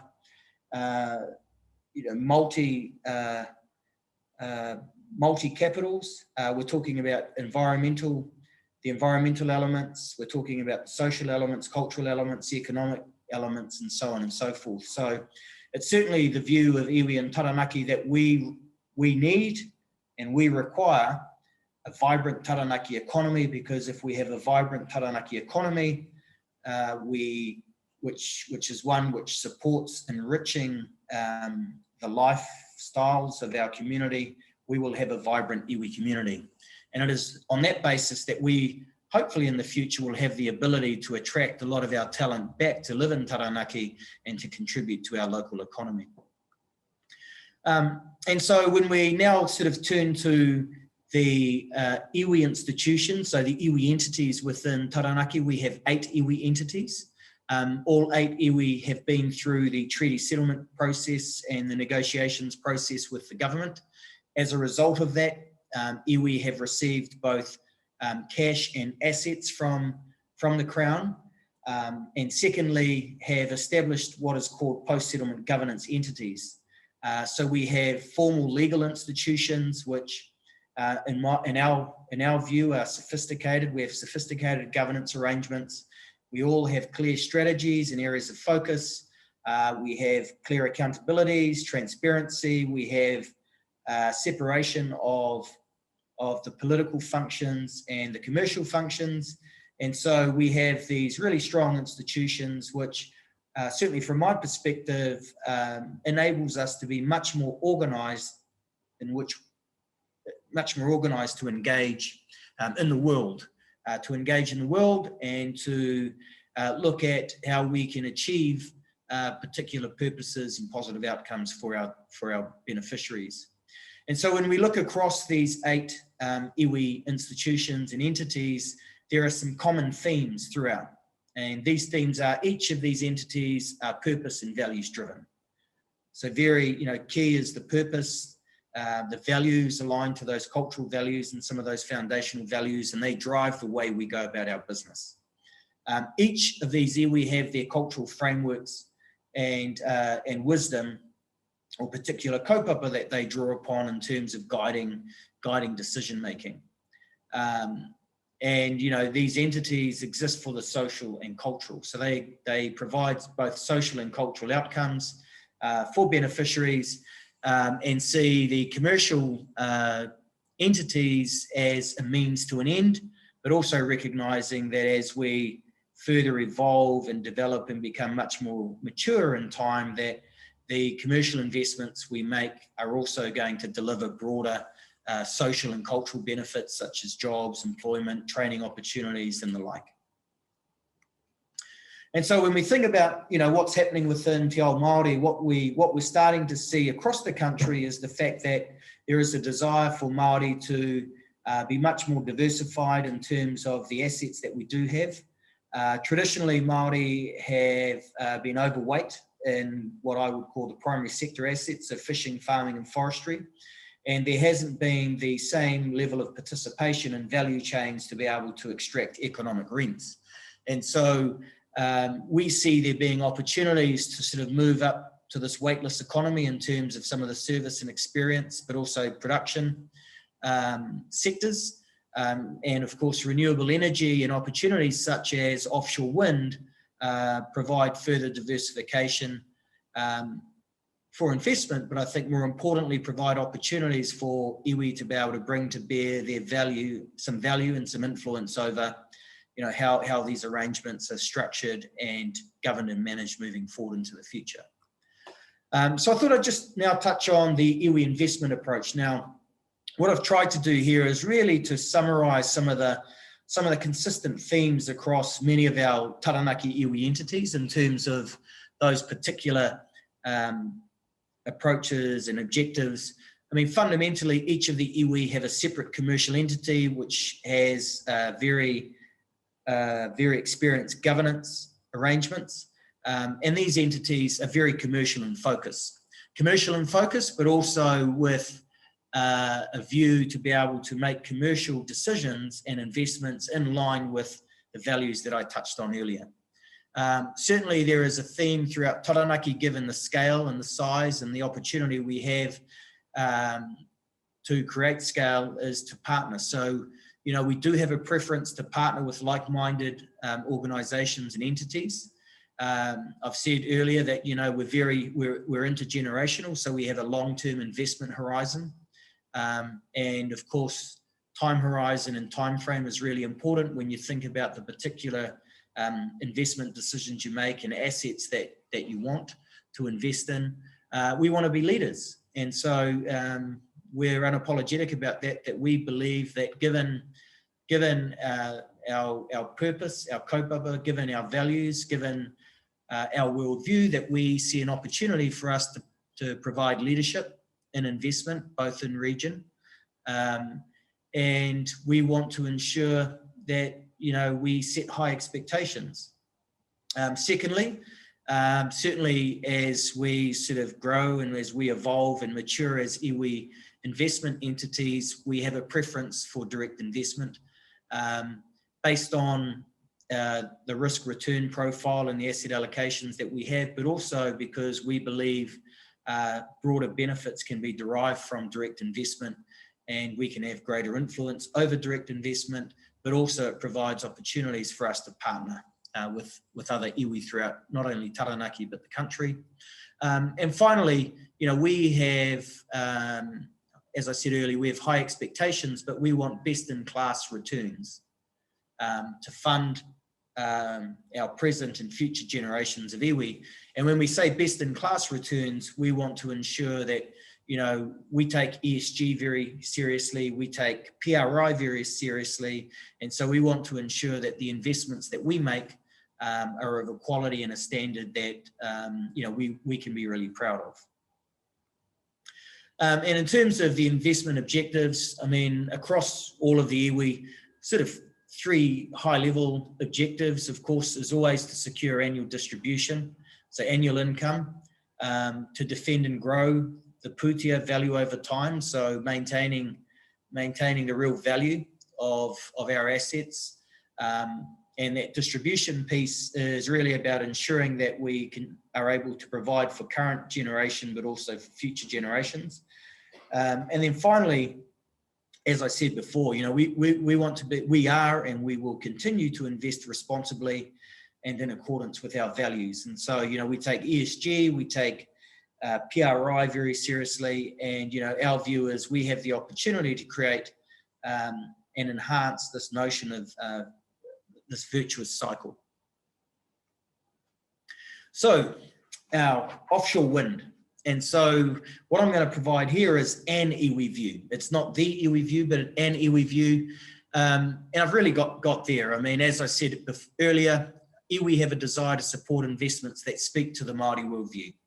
Our values, our purpose, our time frame that contribute to creating this notion of a virtuous cycle. So any investments within renewable energy that go some way to reduce emissions, that provide employment, that provide inclusion, that provide participation in value chains, are investments that we want some influence and influence over and in, and that we would look to participate in. I think there is a desire to participate in investments as part of collectives. We see that as an opportunity to create scale, but also to be able to bring smart capital together and really sort of provide a set of broader benefits beyond just the economic returns. In terms of offshore wind, as many of you will know, and I know from just watching and listening to some of the presentations, we have a desire to engage in the development of the regulatory and policy settings and framework, which will govern offshore development. And of course, both locally and at a central government standpoint, we will be heavily involved in that consenting process and will have some influence over that. Now, within that context, we see there being opportunities for iwi to secure resource rentals over the long term. And so we like that. That aligns to some of those investment objectives I spoke about earlier. Secondly, we have a desire to partner with the Crown. So in our minds, in terms of once the regulatory framework and the opportunity is set out, it would be wonderful for iwi to secure a PPA and to work with preferred investment partners to bring opportunities like offshore wind to life. But I think, we have a desire to bring our value, and for partners, for the government, for local government to see the value and influence that iwi can bring to effect positive change. So, in summary, in our minds, and certainly in my mind, iwi are major players, not only regionally in Taranaki, but across the New Zealand economy as a whole. One of the greatest assets we do have, of course, is people. And when you look at the demographics of New Zealand, and as we grow as a country, we have a very young population as Māori, and I see there being huge opportunity to upskill and train this youthful population for opportunities in the future so that they may contribute to both regional and national economic development. We will bring value because in our minds, bringing and applying an intergenerational and holistic approach to investment decision-making is really important. The other aspect is that, you know, we have a preference to work together and collaborate to create scale. And so we see that as something that is required when looking at opportunities of scale like offshore wind in Taranaki. We have active engagement with government at multiple levels. More recently, one of our iwi have been engaging with central government over decommissioning of tui in the region. We've engaged with government over climate change policy, energy policy, housing, and a number of other things. And we have some clear views as to how this policy should be shaped and the impact that the policy should have on not only iwi, but our wider community. And, you know, and how that policy might provide opportunities to incentivize behaviour change. As I said earlier, renewable energy, of course, well, it fits with our values of kaitiakitanga and provides opportunities potentially for Māori to participate in value chains, both offshore and onshore. But it also, you know, provides an opportunity to assess the merits of such activity and investments against our cultural frameworks. And finally, and I think importantly, what I want to say is that, you know, iwi, what iwi are seeking is not only good for iwi, but we believe is good for all New Zealand. And we believe our worldview, our values, our purpose-driven approach to investment is one which can be an exemplar. Can be an exemplar not only here in New Zealand, but we think globally. And so iwi are very excited by opportunities such as this to be able to actively participate and look at what the benefits might be for Taranaki as a region. So on that note, as I said, a few considerations. This is really to give you a bit of a sense of some of the elements that that iwi consider important and matters that you might want to consider. And so I just want to wish everyone well for the balance of the symposium and look forward to the feedback. And nō reira, tēnei taku mihi kia koutou, tēnā koutou, tēnā koutou, tēnā rā tātou katoa.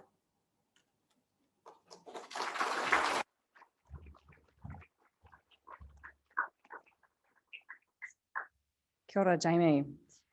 So our next speaker is Grace Marcroft. So Grace is a policy analyst at Taranaki Regional Council, and you might recall from when MB spoke this morning that they mentioned that if we're looking at something that's within 12 nautical miles, that falls within the Resource Management Act and the Coastal Policy Statement and Coastal Policy Plans. So that's what Grace is going to cover this afternoon. Fun fact about Grace, there are 26 legs in Grace's immediate family. So 2 horses, 2 dogs, 2 cats, and 1 husband. Grace.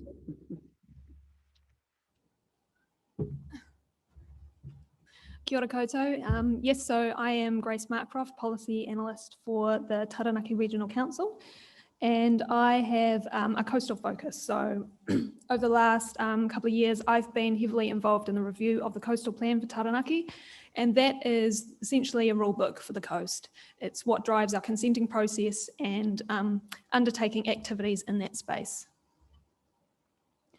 So over the course of my presentation today, I'm just going to briefly touch on the purpose of a regional council, then dive into the wider legislative framework before looking in a bit more detail at the proposed coastal plan for Taranaki, and then having another look at the consenting process and the sort of issues you might have to navigate when you're actually looking at undertaking an activity like offshore wind. So the purpose of Regional Council is to ensure the integrated management of natural and physical resources, and we are responsible for discharges to air, land, water quality, the coastal marine area, soil conservation, land use to avoid natural hazards, and we're governed primarily by the Resource Management Act, which is our parent act. Here's a quick snapshot of the Taranaki region. As was mentioned previously, we cover the area 12 nautical miles from mean high water springs.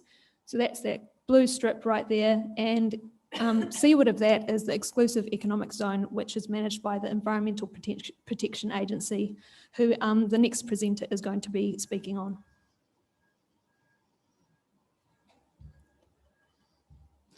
So as I mentioned just before, the Resource Management Act is our parent act.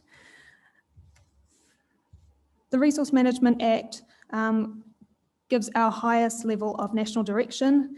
It has the matters of national importance, which places the highest direction for the preservation and protection of values such as natural character, outstanding natural features and landscapes, significant Indigenous biodiversity, and public access, amongst other things. The second tier of direction within this Act is known as other matters and includes having particular regard to the benefits to be derived from the use and development of renewable energy. Below this, we have the New Zealand Coastal Policy Statement, and this is a coastal focused policy statement below the RMA. It has one particular policy that specifically addresses renewable energy, within which there is direction to take into account the potential of renewable energy in the coastal environment and also to recognise the potential contributions of renewable marine energy. There's a number of other policy statements at the national level. This includes the National Policy Statement for Renewable Energy and for electricity transmission. The National Policy Statement for Renewable Energy recognises and provides for the national significance of renewable electricity generation activities across the country. So underneath that, we have our regional policy statement, which sets the local context for these larger legislative documents. We Taranakify what we have to do on a national level, and this leads then finally into our proposed coastal plan for Taranaki, which gives us our rule framework.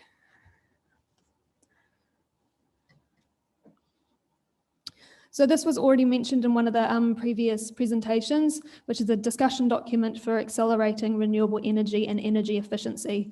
And one of the issues that was discussed in this document was the potential need to amend the National Policy Statement for Renewable Energy to provide stronger direction on the national importance of renewables. And second to that was also scoping the national environmental standards or a national policy standard specific to renewable energy. And the reason for that would be to provide stronger direction from the national level down into things like regional plans on how to manage renewable energy activities in the coastal space or across the country. So the coastal plan for Taranaki, the purpose is to assist the council in carrying out its functions under the RMA to provide for the sustainable management of the coastal environment. We have a suite of objectives, policies, methods, and rules, which finally lead us to our consenting application process. In the coastal plan for Taranaki, we're really balancing two different things: use and development of a resource, and then ensuring that there are protection of other values that might be affected by such an activity.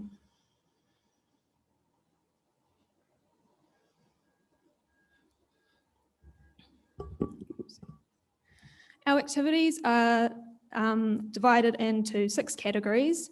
Permitted activities do not require a resource consent. They can be undertaken as long as any rule conditions are met. An example of permitted activities might be something like bathymetric analysis or other science monitoring. After that, we end up in the consenting space with controlled activities, which require a resource consent, but provided all of the rule conditions are met, the council would not decline a consent. After that, we have restricted discretionary activities, and non-complying activities. In all of these, the council does have some discretion to decline a consent. However, restricted discretionary activities, the council only has some matters which it might decline a consent over. And finally, prohibited activities, no application can be made for such things. So within the 12 nautical miles, we have 5 different areas which we manage activities within. These are outstanding value areas, estuaries unmodified, estuaries modified, and the open coast and port. Our outstanding value areas are the areas of really high values and potentially more vulnerable areas to different activities. In the south of Taranaki, we have the north and south traps and the project reef. These are very important reef areas and very significant biodiversity areas as well. But other than that, the higher value areas like the estuaries unmodified, sit primarily closer to the shore.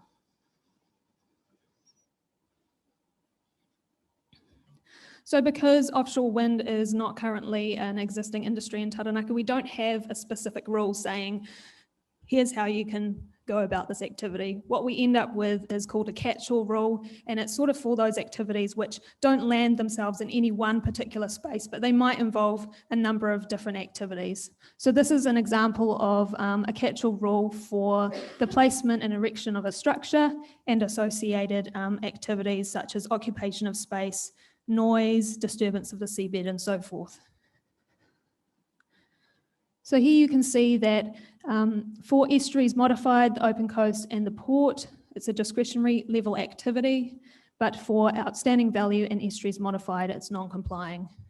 And what a non-complying activity really means is the council's thinking that this activity might not actually be consistent with the objectives and policies of the plan. However, we're going to let an applicant state their case and let us know why they think it might be appropriate to do that activity in that area.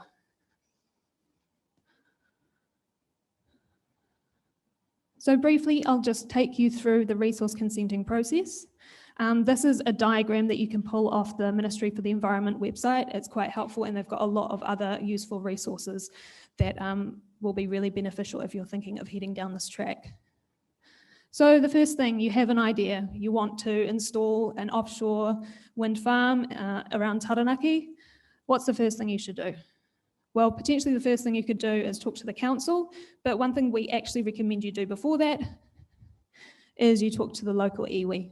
And we've just had Jamie before give you his interest and his perspective on the area.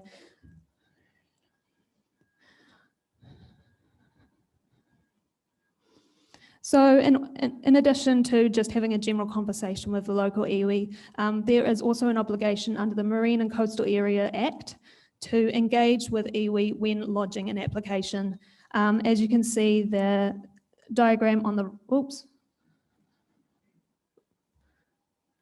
No, I won't do that. The diagram on the right shows areas where there has been an application for customary marine title.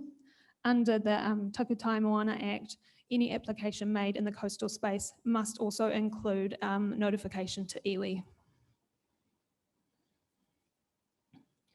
So have a chat to the iwi and then come and talk to either myself or one of the consenting team at the Taranaki Regional Council, and we can sit down, have a couple of meetings, work out what your plan of attack might be.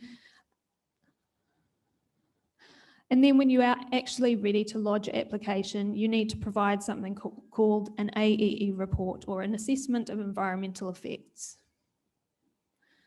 The assessment of environmental effects must accompany any application for a resource consent. The process of creating the report identifies the effects of your activity on the environment and whether or how effects can be avoided, remedied, or mitigated. So effects are things like the slide that I showed previously. I will zoom to it. With the areas of protection that the council was interested in, things like coastal water quality, significant Indigenous biodiversity, natural character, and so forth. So potentially, how could your activity have an effect on these values?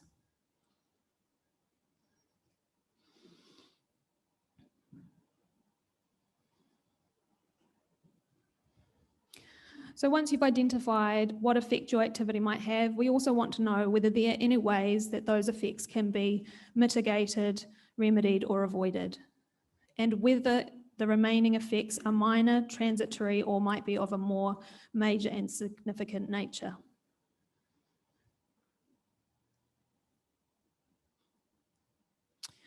Following that, the council will begin to conduct its own report and might require further information from the applicant. Once the council is satisfied that it has enough information, it will make a determination on whether the application needs to be notified or not.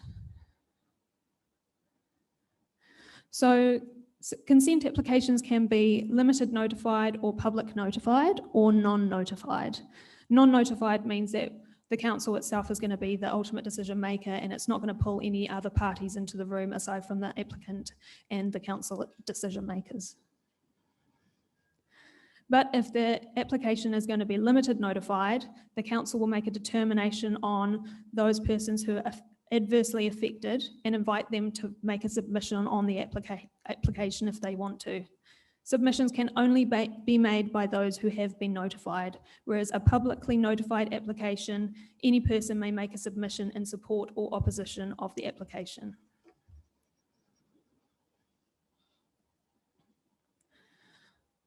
Following submissions, the council will then conduct any sort of mediation that it needs to do to determine whether it needs to go to a hearing. In most instances, the council really tries to ensure that mediation is sufficient so that no hearing goes underway unless it really needs to. The council will also develop its own report.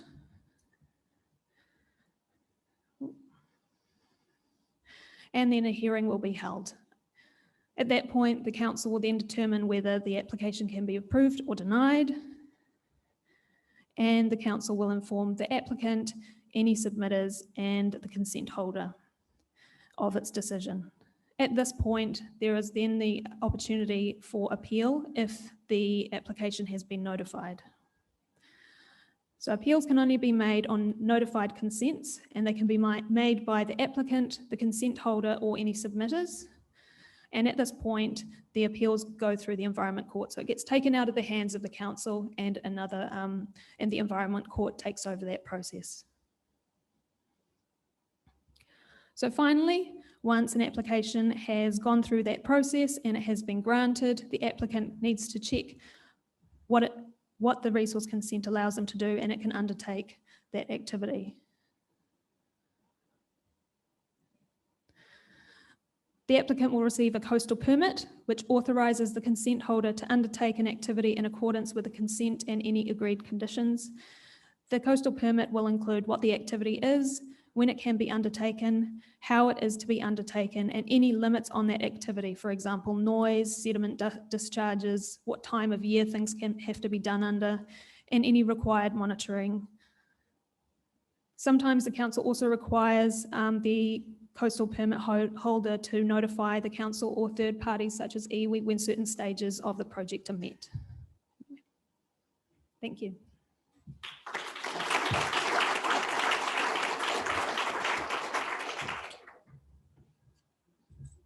Fantastic, thanks Grace. Our next speaker is Ben, apologies if I get this wrong, Ben Moigany. So Ben is a senior advisor at the Environmental Protection Authority, and as Grace mentioned, the EPA are the people who are responsible for decisions in New Zealand's exclusive economic zone, so beyond that 12-mile nautical zone. Ben is unfortunately unable to be with us in person today, so he'll be doing his presentation through video. And no, I didn't get a fun fact from Ben, sorry. Yeah, here's Ben.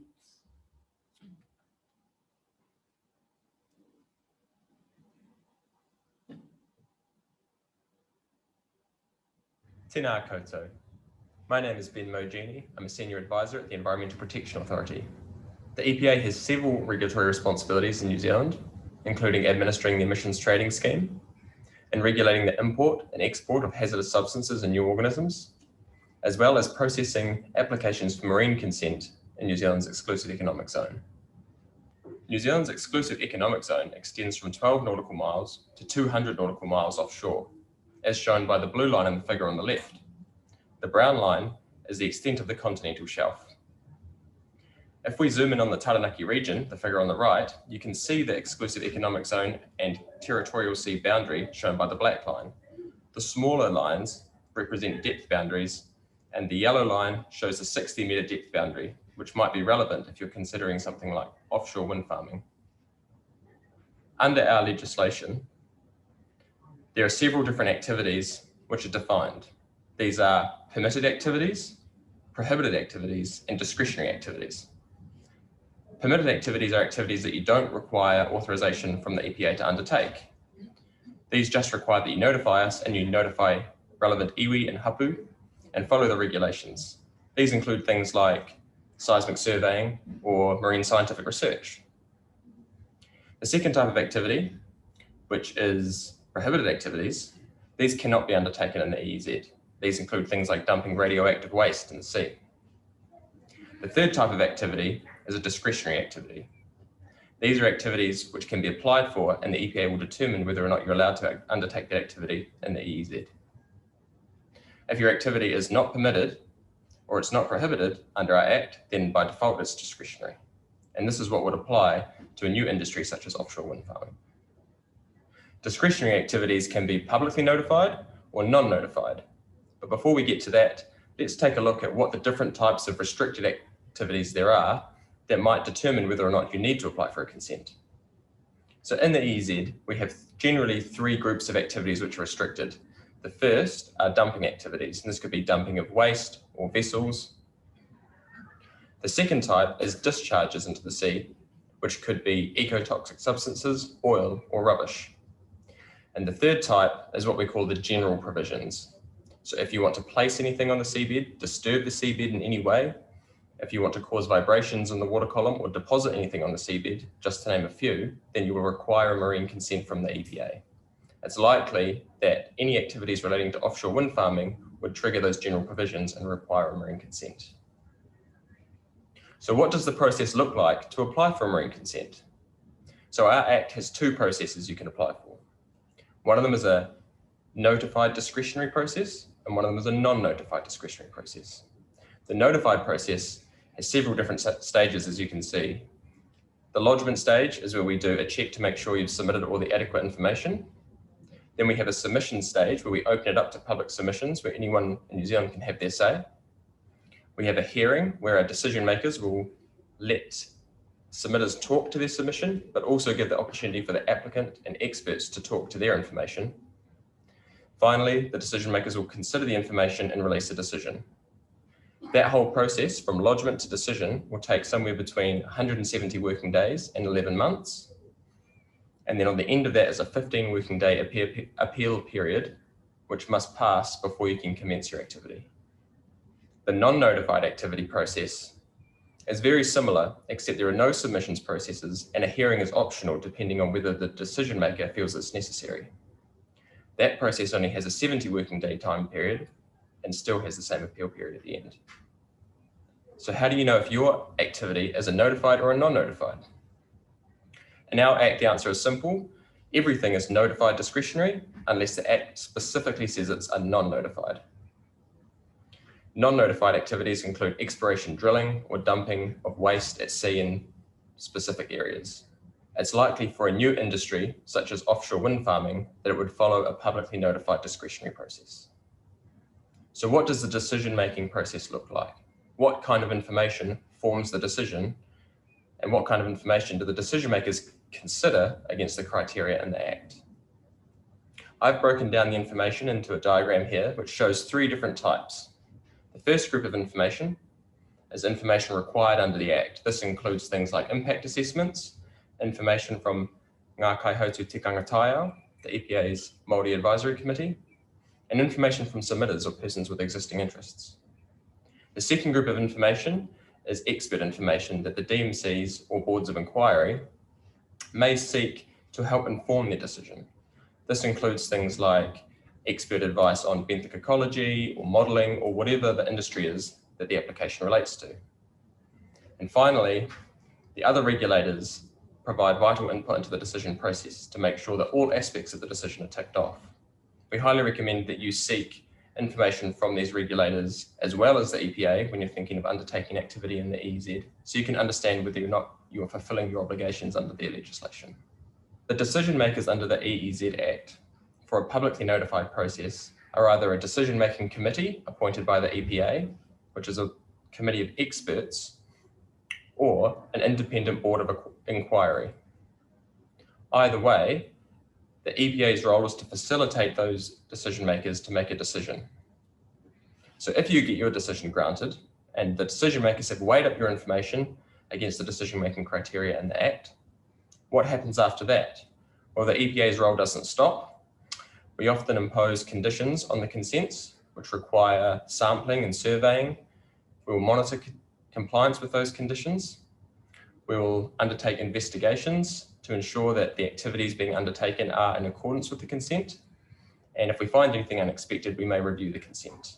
All the information that EPA holds goes on the website and becomes publicly available. Lastly, I've added some key points here that are learnings from previous marine consent application processes.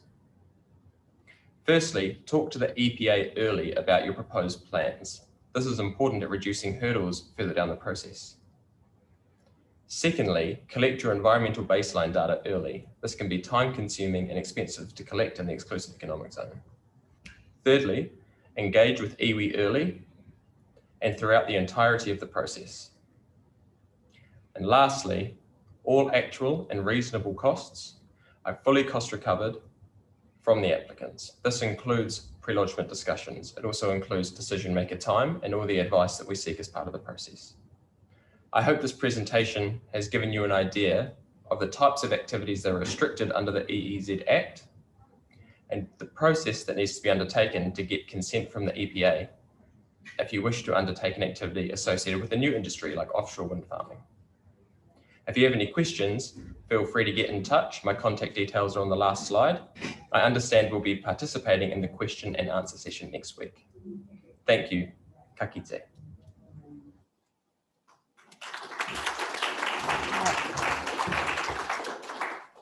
Thanks, Ben. So our next speaker is Jarek Pohl. So Jarek is General Manager at Independent Power, and he's going to talk to us about the vision of success for New Zealand's offshore wind market. Jarek moved to New Zealand 5 years ago from Paris, where for a couple of years he was involved in round 2 of the French offshore wind tender.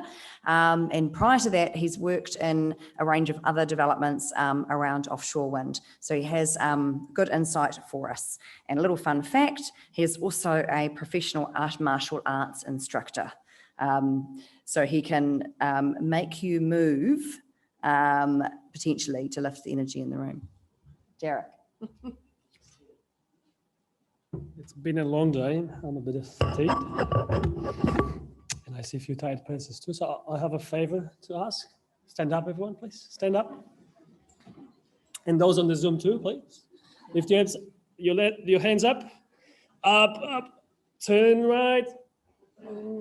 Turn left. Sideways. The other side. Okay, relax. Breath in. Turn to your neighbor on the right. Neighbor on the right. Hands. Give him or her a good shoulder massage. All right. We ready.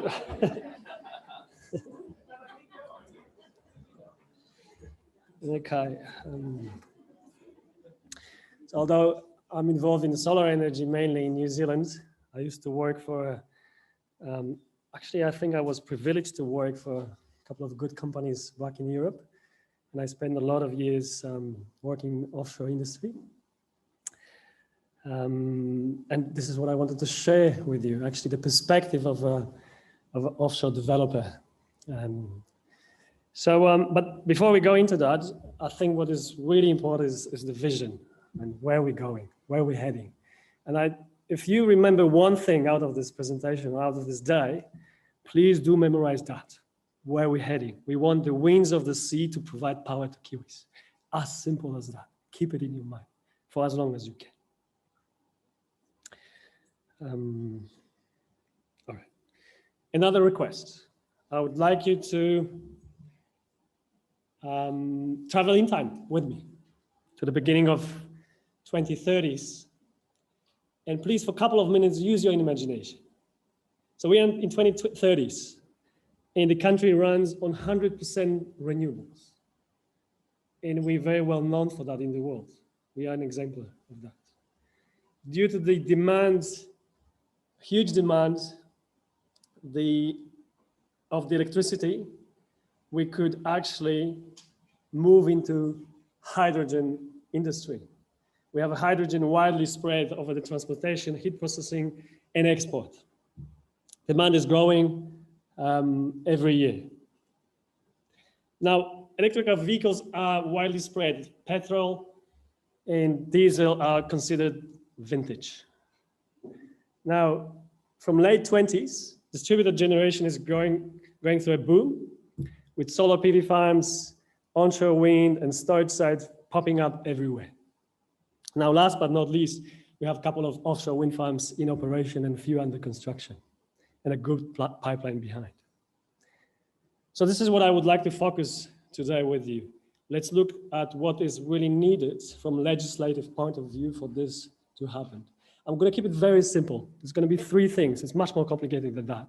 But just to remember the key points, it's going to be 3 things. Before I say that, I need to say that there's that few important legislative milestones are derived from the countries that already have a serious industry in place. So I'm talking about markets like UK, Germany, I'm talking about Denmark, France. They know what they're doing. And I know that there is a very strong cooperation between our governments in Australia. And then I know that it served us quite well. But when we talk about offshore development, our Australian neighbors are still at the very early stage. So I think it's better to focus to look at the Northern Europe than when it comes to legislation. So let's look at those milestones. Now, first is the exclusive rights for the development. And the solution to that is a seabed lease tender. So it is actually quite essential for a developer to have some sort of an exclusive right to an area of the seabed before they decide to put a lot of money into the project development. And we're talking about a magnitude of millions. To actually have a decent pipeline of consented projects will cost around minimum 50 million of New Zealand dollars. It's a significant money that needs to be put by the developer before they even get the permit to build the farm. Now, the certainty is increased with the lease that would not entitle the project to begin construction, but instead it gives the project an option over a sea area. Now, an example is the Crown Estate. It's a UK example, obviously, where the companies are pre-qualified in the tender. So the Crown Estates, who owns the seas around the UK, comes out to the market and says, hey, here are the areas that we want you to develop the wind farm on. Here are the tender criteria, please bid on it. Now what they do, the standard is based on commercial, financial, and location compliance. Now this is the example from the round 4 lease tender. The good thing about it is that this process eliminates speculators and it increases the future possibility of the projects to be built, mainly because you have companies who has experience and competence, and it's a filter for speculators. They can't go through it, simple as it is. Now you've seen that slide, right? So the second important thing here is the clear, easy, and fast consenting process. How do we do that? One-stop shop for consenting and fast-track consenting. Now, developer has a lot of work to do. They have to do all the surveys, they have to do the engineering, the design, planning, consenting.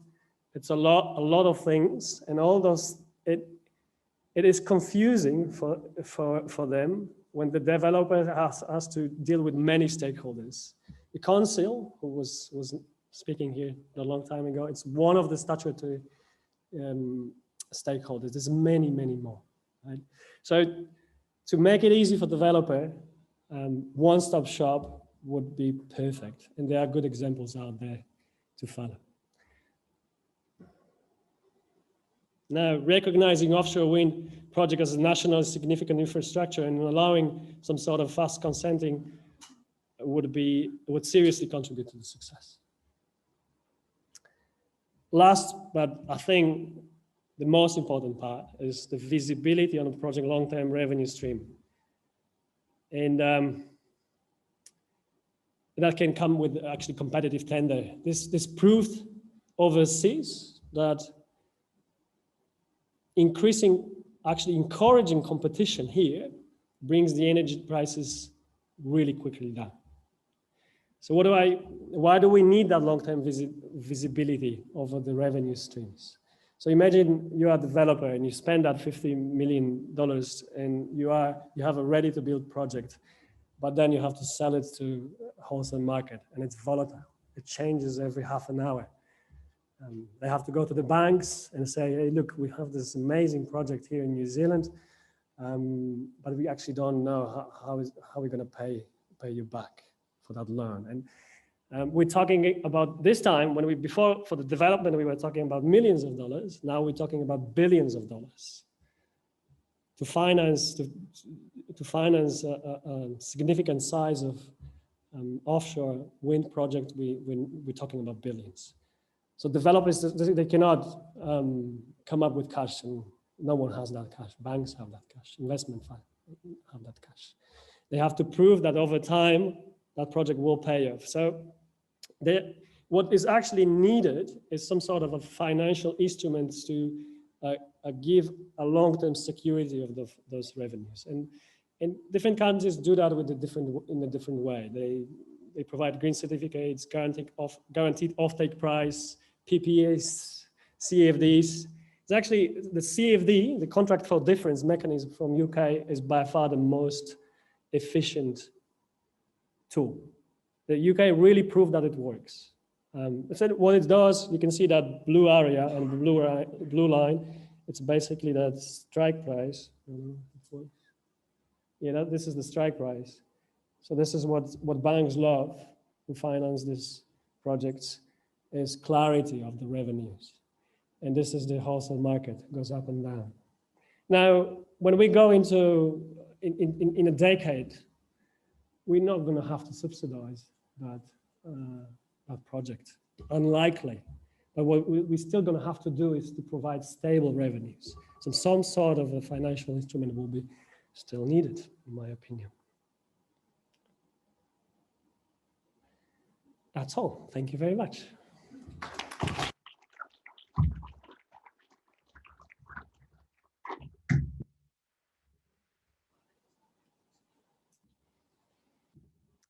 Thank you very much, Derek. So have swapped things all around in the program slightly, you might have noticed. But so what we've essentially covered this afternoon in terms of the regulatory frameworks, we've covered the current regulatory framework in New Zealand from the Regional Council and from the Environmental Protection Agency.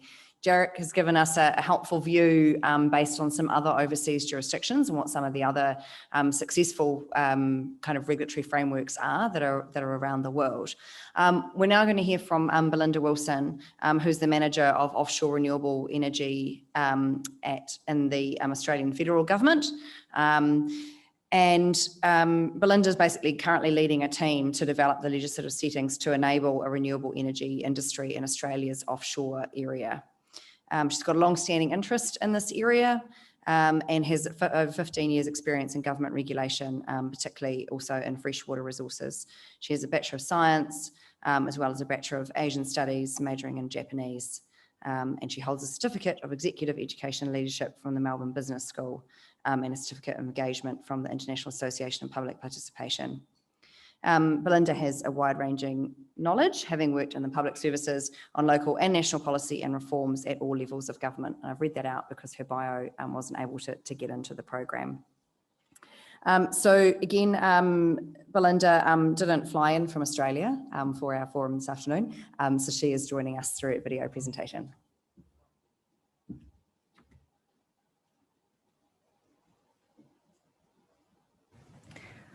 Hello, my name is Belinda Wilson.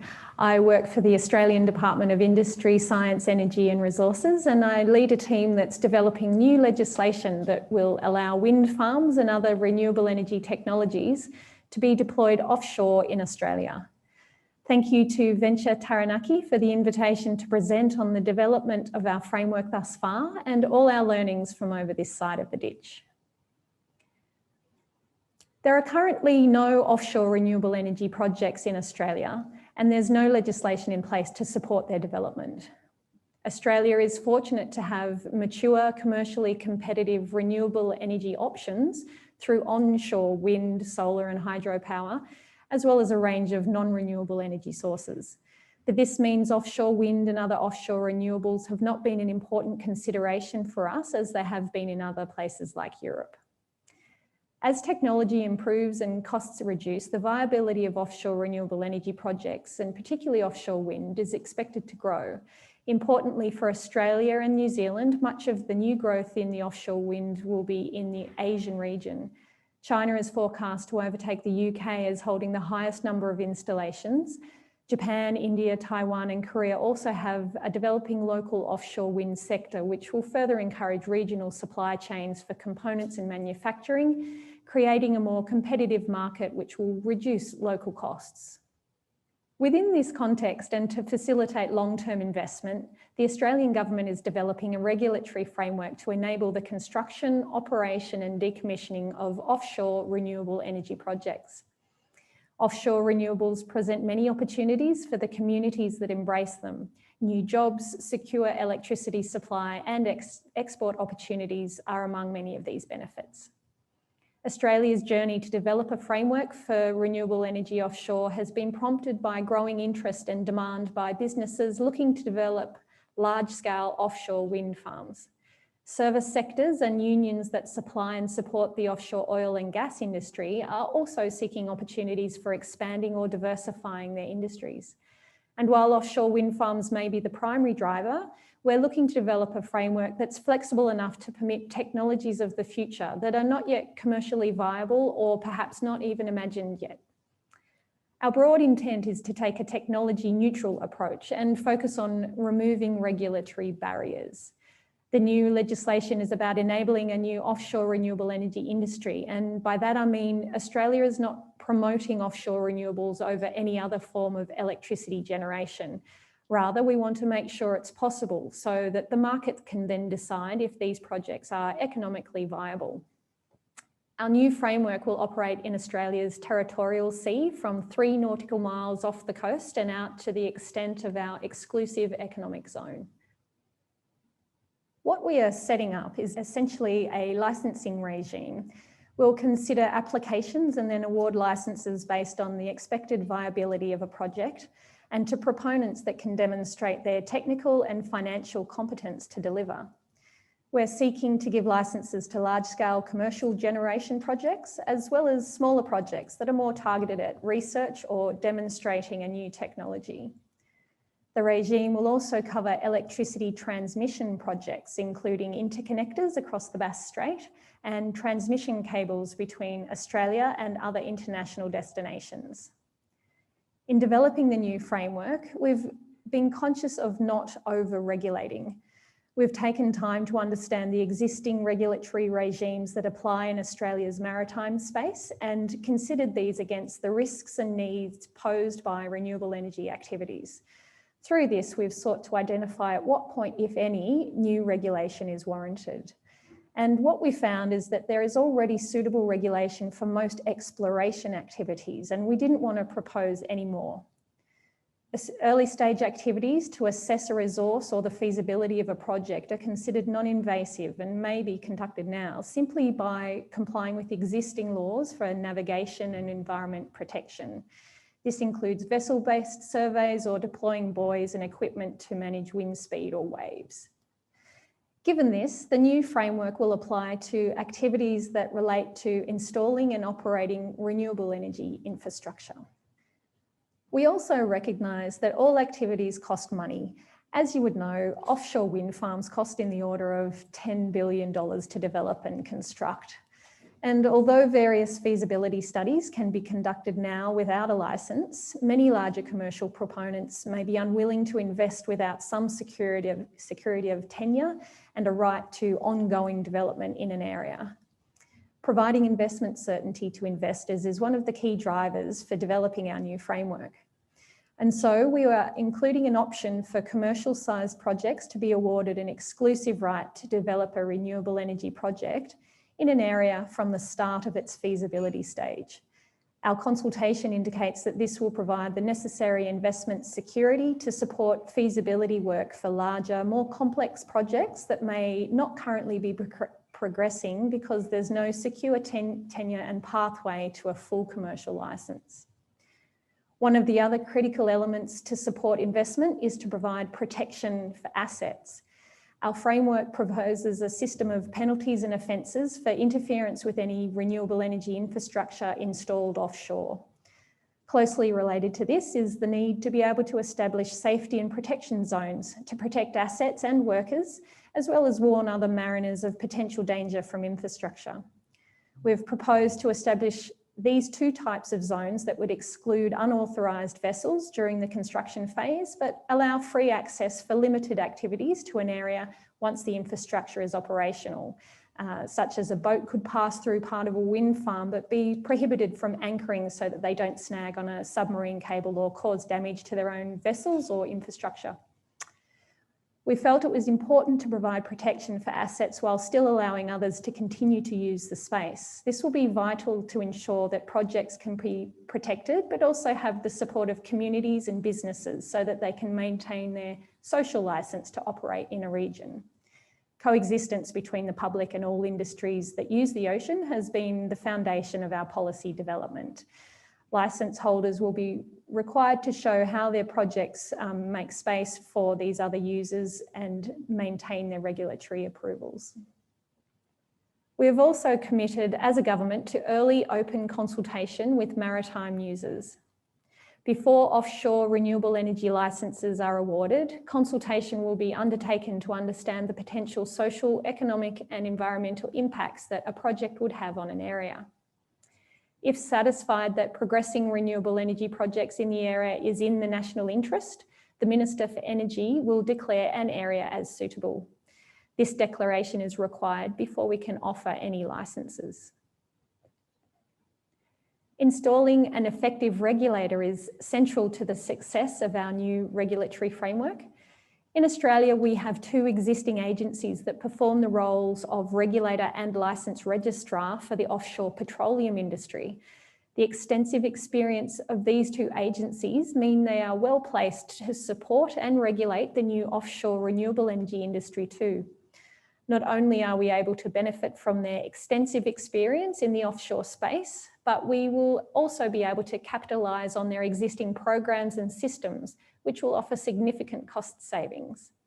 They are both 100% funded by cost recovery from the offshore petroleum industry currently, and we plan to follow a similar model and impose fees and levies on the new renewable energy industry to fund the government's involvement.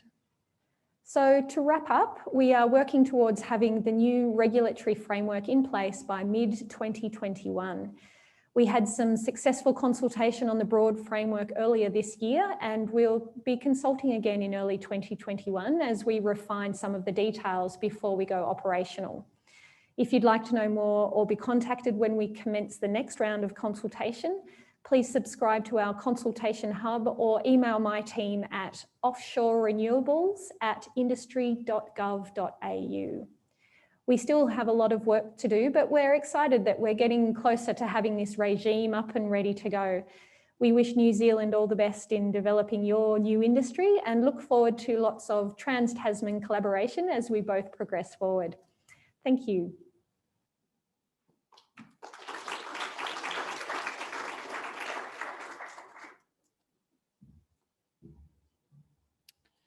Right, so yeah, some very exciting things happening in Australia, we think, in terms of what we could potentially look to in New Zealand, as well as the international regimes that Jarek outlined to help us take forward offshore wind in New Zealand. We're now going to move into a slightly more interactive session, so you'll probably be pleased. We're sick of sitting there. Before we do so, I just also want to note that we do have a film crew here today. Don't worry, it's not. They're not actually going to be recording your sound. It's actually about recording some images for our Taranaki story. We just want some images of people engaging in a very exciting forum and doing some workshop activity together. So if you do, however, don't wish to feature will be filmed. Just let and the film crew happen to be kind of over your shoulder. Just let them know, and they'll stop and they'll move off to someone else. So do please signal that if that's not something that you're comfortable with. So yeah, our next session is going to be led by Aee, and this is going to be, as I said, much more of a workshop and interactive session. And so before we kick off into that interactive session, though, I'd like to introduce Cristiano Marentes. So Cristiano is the Chief Executive of Aee. Cristiano started in the role in late August, got a little bit disrupted by Auckland lockdowns and things, but finally made it to Taranaki. He's currently commuting back and forth, so a few of you might have seen him in the airport between here and Auckland, but he's moving here over summer with his wife and young family. So welcome, Cristiano.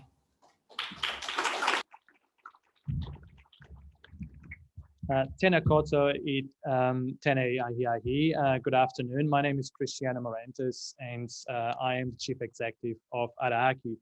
I hope you're all enjoying the forum, meeting new people and learning more about offshore winds. I'd like to acknowledge the fantastic work that Steph and the whole Venture Taranaki have done to put this event together.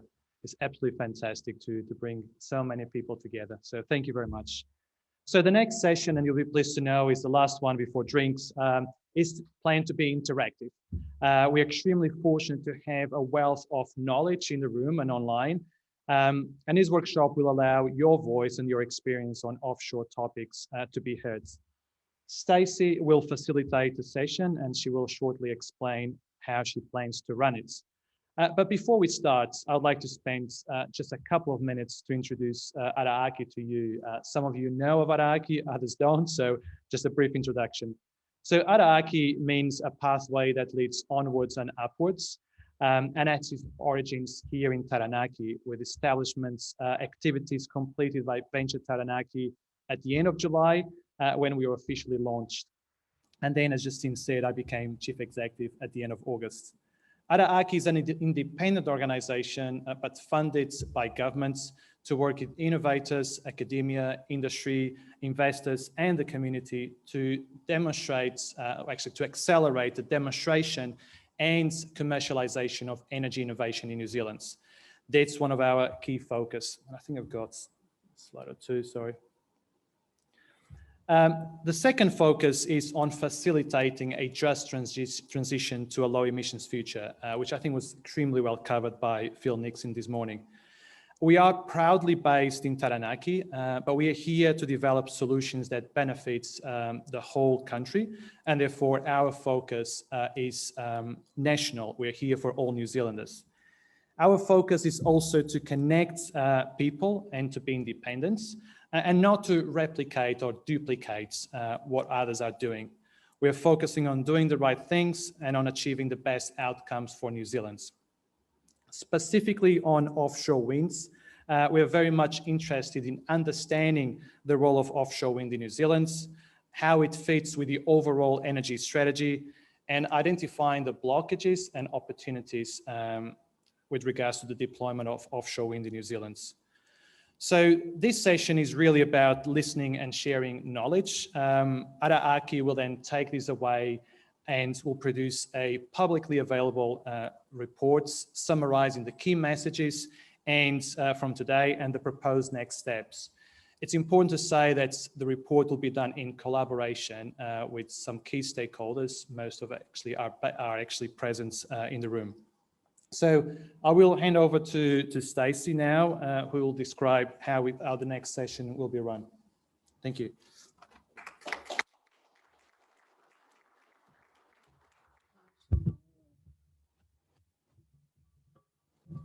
Yeah. Kia ora. Is it on? All right. I think we're on the slide.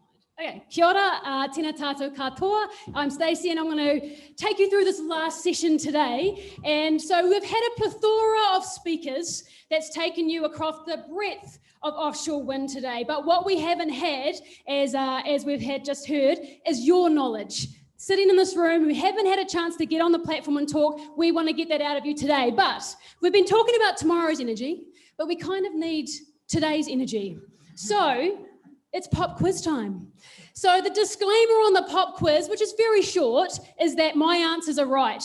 Because the renewable energy space is moving so fast that when I tried to Google some questions, the answers, there was a multitude. So it's just first hand up.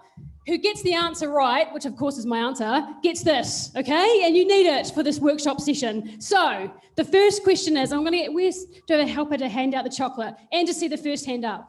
All right, I know you're excited. Okay, so the first pop quiz question is, where is the tallest wind turbine located? Oh, over here. Oh, you can't, is it counted as a mere? Okay, well, let's see if he gets it right. Whether we vote him back in. Now go. No, you put your hand up, now you have to answer.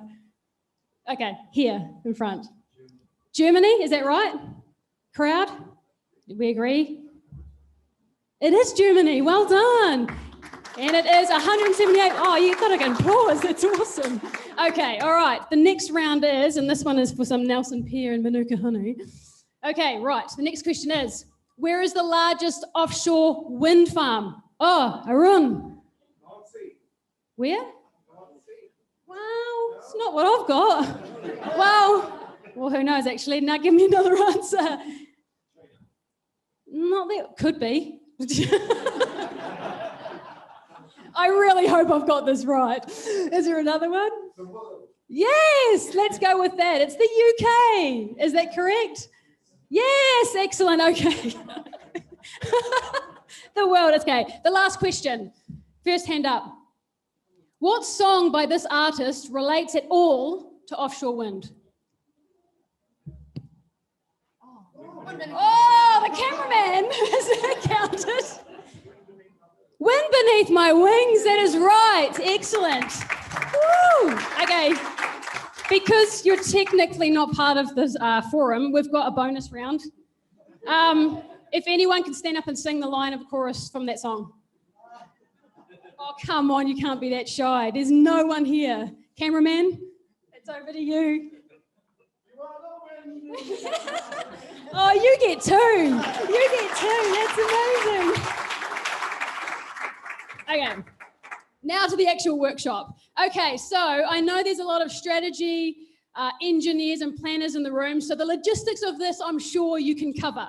We're going to have 5 questions, and they are questions 1, 2, 3, 4, and 5. You can see the numbers on the table. So what we want you to do is there are 5 questions, and you probably naturally gravitate to one of them, but we don't want one question without anyone. So just make sure you divvy yourselves up, or else I'll have to number you off and then it gets awkward. Okay, so the 5 questions are around resourcing and information. So what we want is, what is the offshore wind resource throughout New Zealand and how does it compare to onshore? And do we have sufficient information on the offshore wind resource? So a table around our resourcing and information. Secondly, cost and development. What is the likely cost of offshore wind, short-term and long-term, and how does this compare to other renewable sources? Third, technology. What offshore wind technology should be considered in the short and long term? Fourth, a benefits analysis. What are the benefits of offshore wind, including regional considerations? And lastly, which is a big one, government and partners. What is the role of government? I'm sure this report will be landing at the government's table, so this question is paramount. So as we said, this report, from everything you're noting today, will get pulled together in a report and sent out to everyone. So what we want you to do is, I'm going to give you 2 to 3 minutes to put yourself on one of the tables. Don't get cracking, because I do just have another quick instruction to give you once you're in your table. So table 1 down here, table 2, who's got 3? 3 is there, 4 is back there, and 5 over there. So please divvy yourselves up. I'll give you 3 minutes. Leave your stuff at your tables, just jump on another chair, maybe move some tables together. Right, 3 minutes.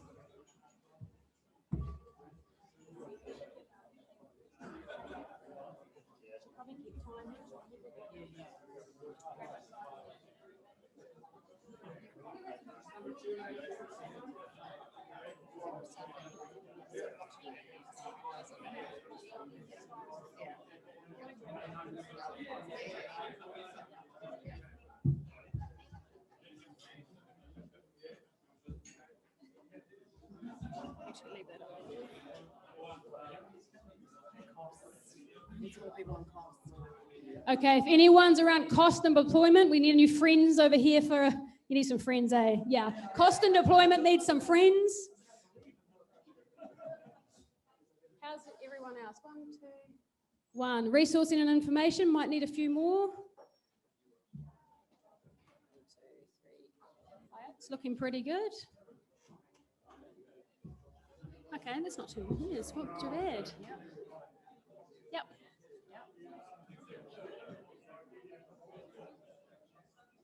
You're okay with social distancing? If you need to get close, pull the chairs up.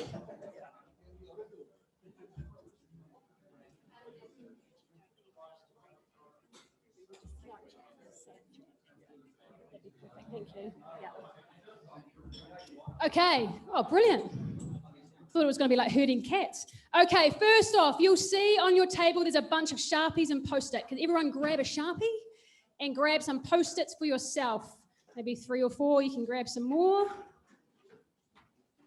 Okay, you also have on your table, if you flip the A4, I think it's A4 or A3, flip it over, that's your question.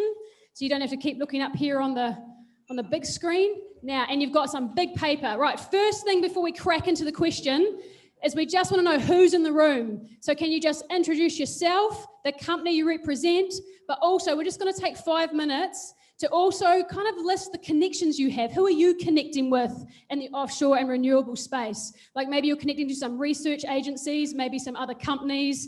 So we just want you to write who you are and some of your connections on Post-its, introduce yourself, and just whack them on that piece of paper. Is that clear? Any questions? So intro yourself, your company, and some of the connections that you have within that space will take about 5 minutes. Great, off you go.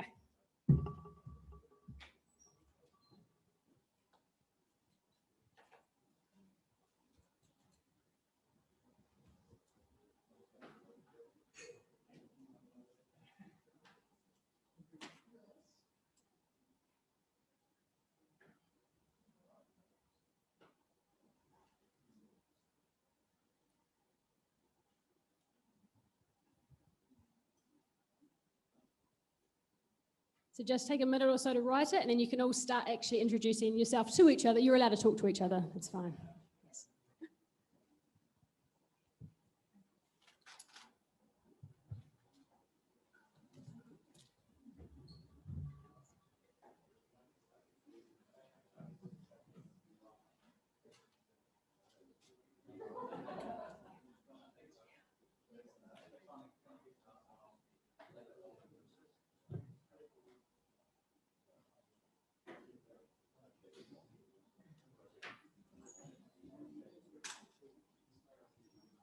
Okay, then all go around your table, introduce yourselves to each other and your connections.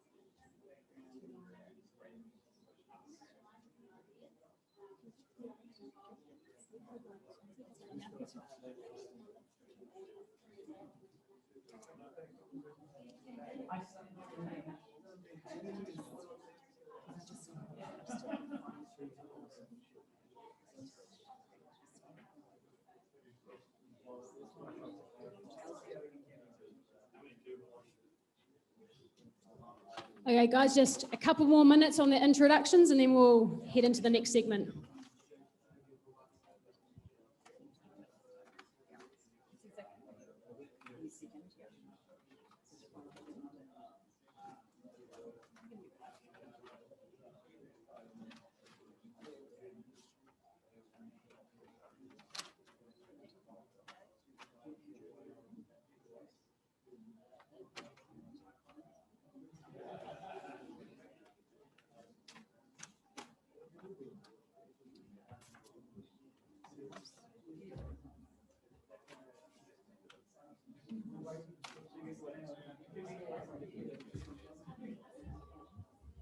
Okay, guys, we do have to keep cracking because it's the last session and the bar is waiting. So we're now going to crack into the questions. So if you haven't introduced yourselves, just do it at the start of the next part. So you've got two big pieces of paper on your table. What we want you to do is your question.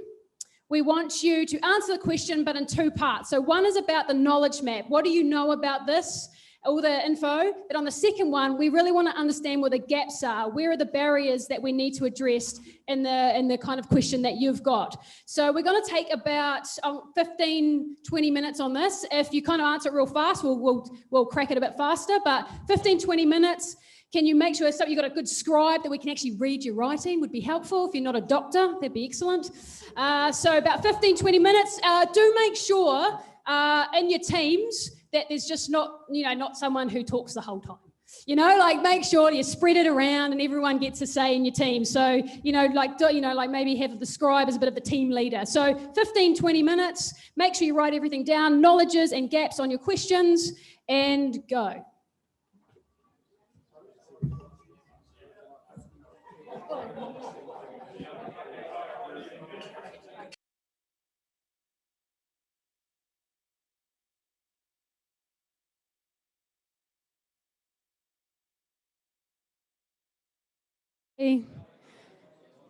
Right, what we're going to do is we want someone in your team. You can go full Tony Robbins if you want to. We want you to highlight 3 points from your table only. So I'll give you a minute to look over what your notes are and someone just to report back from your question to the whole group. 3 key points that you identified from your question. So I'll give you a minute just to work out who's going to Tony Robbins it for your table?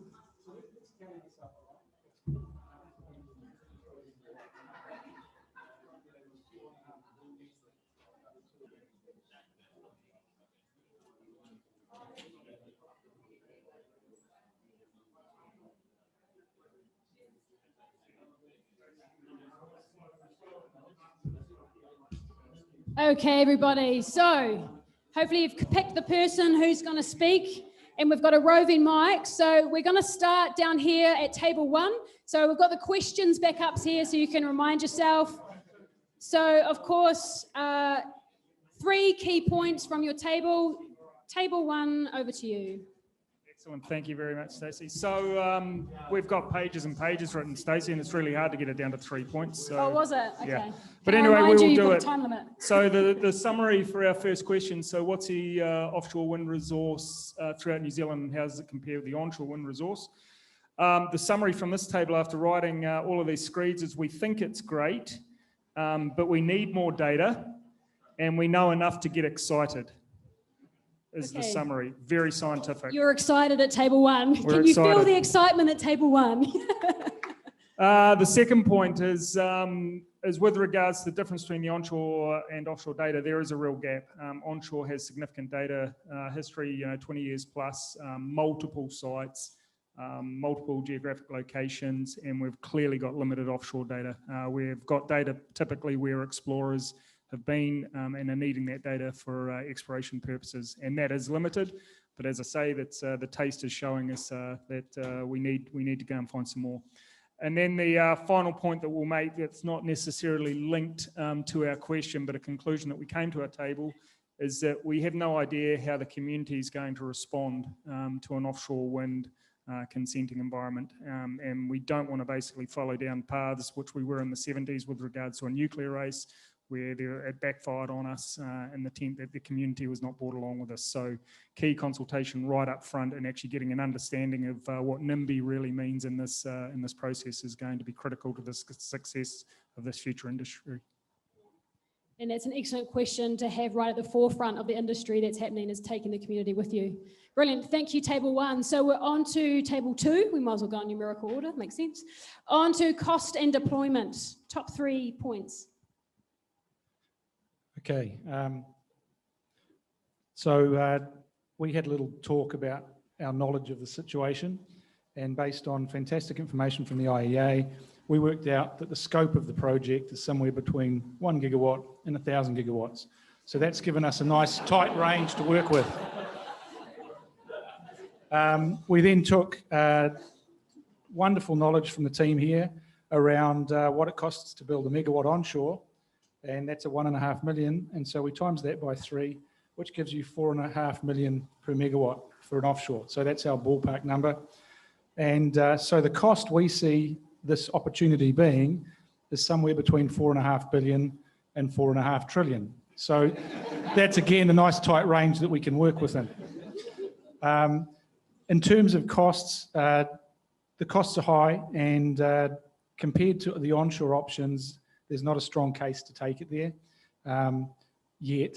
But this alternative costs for other competing solar and onshore and geothermal options is sort of in that $60 to $80 a megawatt hour. So that's where the competition is. That's where we need to get our projects down to and beating.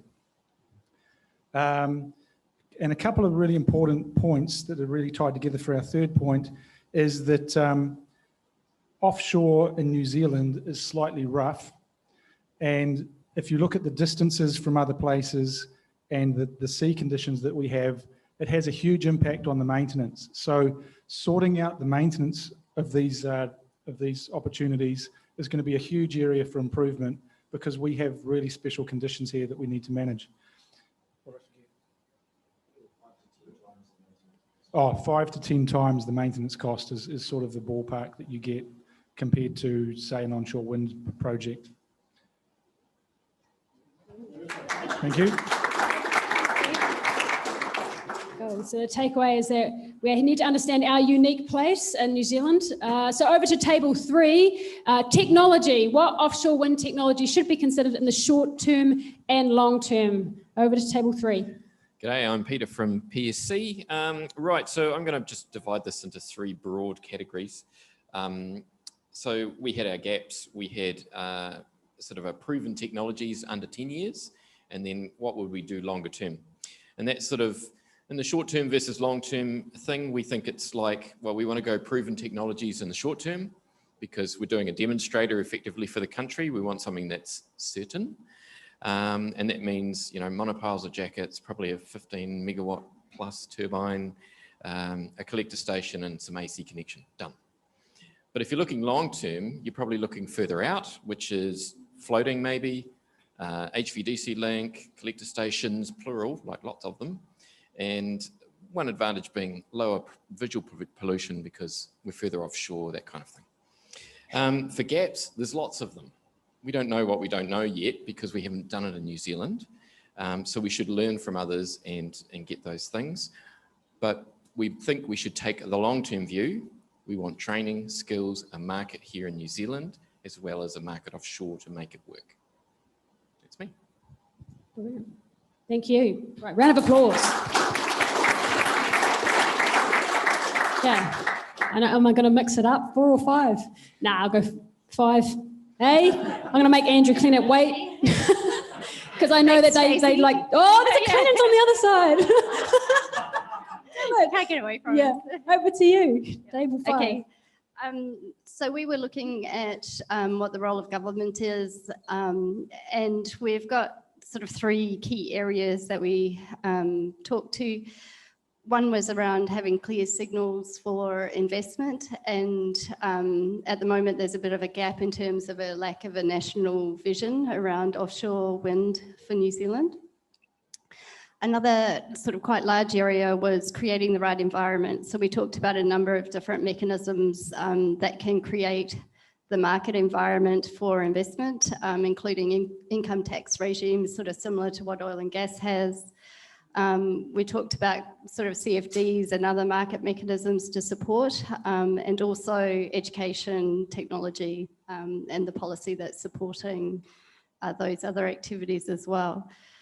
Another key area is sort of aligning the national policies and regional objectives and goals and development programs. Having a clear process for the consenting and how to sort of manage the development of this industry. And another part of that is actually how do we look at this a bit differently, learn from what others have done internationally, but there's an opportunity here to do things better and to be more inclusive, to make sure that we do have iwi involvement and investment, and that we do have benefits at a regional level. So a more strategic, coordinated, inclusive approach. Thank you. And government plays a huge role in this emerging industry, and interesting listening to Belinda's session last and how far advanced Australia is in this. So I think our feedback to government around this is going to be crucial for the growth of this industry. So the last one is table 4, which is a benefits analysis, top 3 points. Over to you, Andrew. Cool. Yeah, really good discussion here. We've got a long list, so hard to get to 3.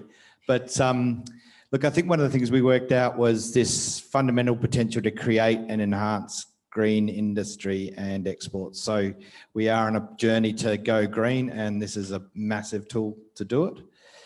We think there's a people angle here, which is a job replacement for it's a just transition play, which we think is a key. So using those skills, enhancing those skills, and in so doing, you bring iwi along as well. So you bring the broader people with that. So that's kind of I think it very much echoes what we heard next door. And our other one was, it's actually a world-class scale. So we're a small country, but we actually have a resource here that is absolutely on the world class scale. So recognizing that. So that was in our, we're on our question, but we're going to cheat because we also had the gaps page as well. Or we only supposed to do the one? Oh, you're last. All right, Andrew. Always breaking the rules. So what was our gaps? I think we've heard a lot about the gaps about some of my mother-in-law's calling me, Kath. It's a sign, right? It's a sign. So one of the things is that I think the government issues that clear lack of, there's a visionary gap, I think was pointed out. And I think also there's a, if you like, a technology visionary gap or something we need to do around transport with the lines, that connectability. So there's a bit of work to do because the scale is different. It's not been looked at. The regulatory framework, very cost prohibitive at the moment. So, we need to have a good, clear consenting pathway. And and really that sort of that energy strategy. And then the concept of the relative economics. So we don't quite know that there's a knowledge gap of which pathway to take that electron.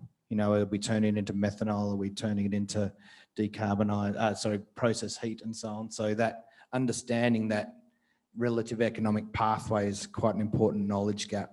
Should we focus on which chemicals, etc.? So the power to X, so hopefully that, I think, was that. Any other thing to add from the team?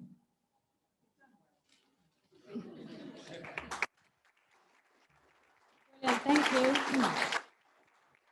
Great, thank you everyone for your time and energy and effort. So to let you know, our online crew, which there was around 29, I think, on our online Zooming in today, have also been doing these questions. So just to recap, all of this information Araaki will put together. Make sure you put your post-it notes, leave everything on the table. We'll collect them all and it will go out to report to all of you. I'm probably going to leave, no, I'm going the wrong way. This slide on. Because it kind of reminds me of the offshore wind industry that's in this room, because what it takes is a lot of energy, and for the right people to stand up, advocate for, push it forward, lobby, advocate, bring the right people together, and the energy in this room and the amount of people that have spent a whole day today and online to progress this industry is fantastic. But what it's going to take is a level of energy like this, a renewable energy. So thank you for all of your time today. What we're going to do is just have a wrap up with Justine. So give yourselves a round of applause for all of that work this afternoon. Thank you.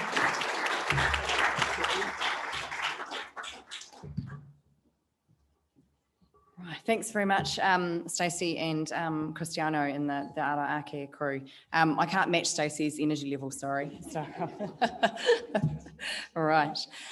So just a few things to recap the day. So see, the start of the day, we were thinking about what's kind of New Zealand's kind of current energy market, focused very much on electricity, because I guess that's sort of the first space that people go to when they think about offshore wind. So that was kind of that first session. But we also had a very timely reminder in that session from Andrew RevFim that actually this isn't about electricity. This is about New Zealand's energy future as a whole, and it's about our industrial future and what can we do as a country in terms of keeping some of the exciting industries that we already have and then growing further and leveraging into new opportunities.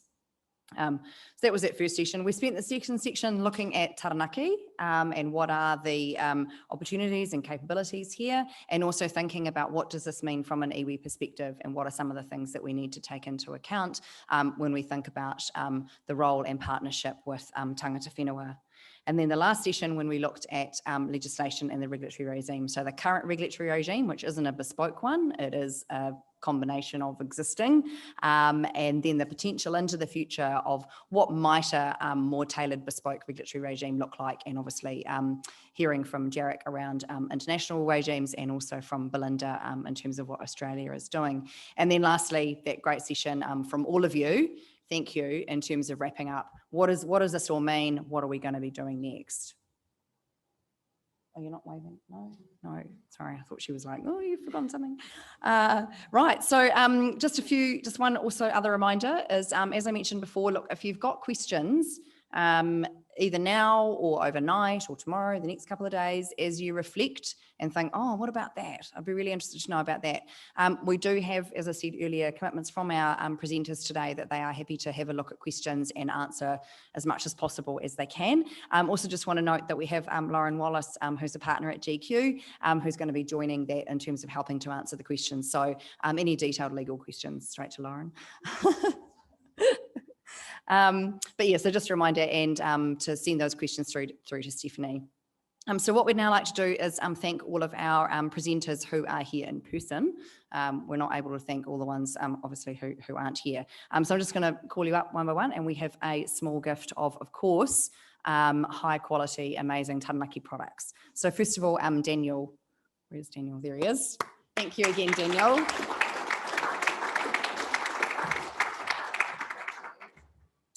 And Dave. There he is. Andrew R. Andrew, there he is. Everyone's lost moved seats now. So.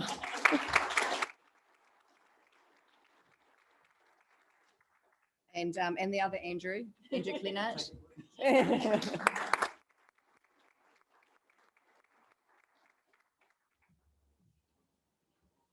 And Ross Dingle. There's Ross.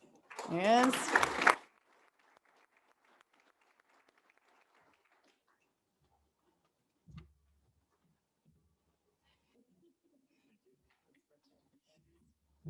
Matt Gavin, here he is.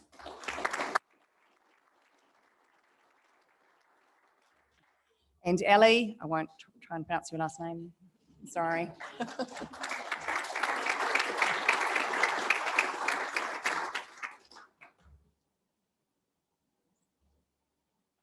And Grace. Is Grace still here? Yeah.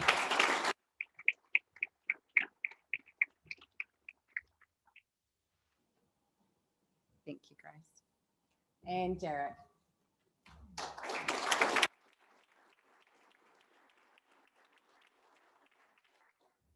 So you can take those home to Nelson and Scott. And I just like to acknowledge that all of our presenters today have given their time for free. So you know that's a big commitment and effort from on their part, and we really appreciate that. So big thanks to all of them. What we're going to do now is we're going to basically close our forum shortly in a more formal way. But I'll just let you know that we've got drinks and a few nibbles in the bar from now, and then dinner will be at 6:30. So the dinner is, as I understand it, we will need to move from the bar area down the hallway and through the restaurant, kind of back into that conservatory area where we were having lunch before, but you just go a different way, as I understand it. And so that'll be at 6:30, and our speaker for dinner is Jim Delson. So we look forward to hearing from him. So I'd just like to now close out our forum with our karakia mutunga, and I'd like to ask the Venture Taranaki team to join me up the front here, because this is also an opportunity for me to thank the team who have done an amazing job, and also Caro. Come on, Caro from Maraaki.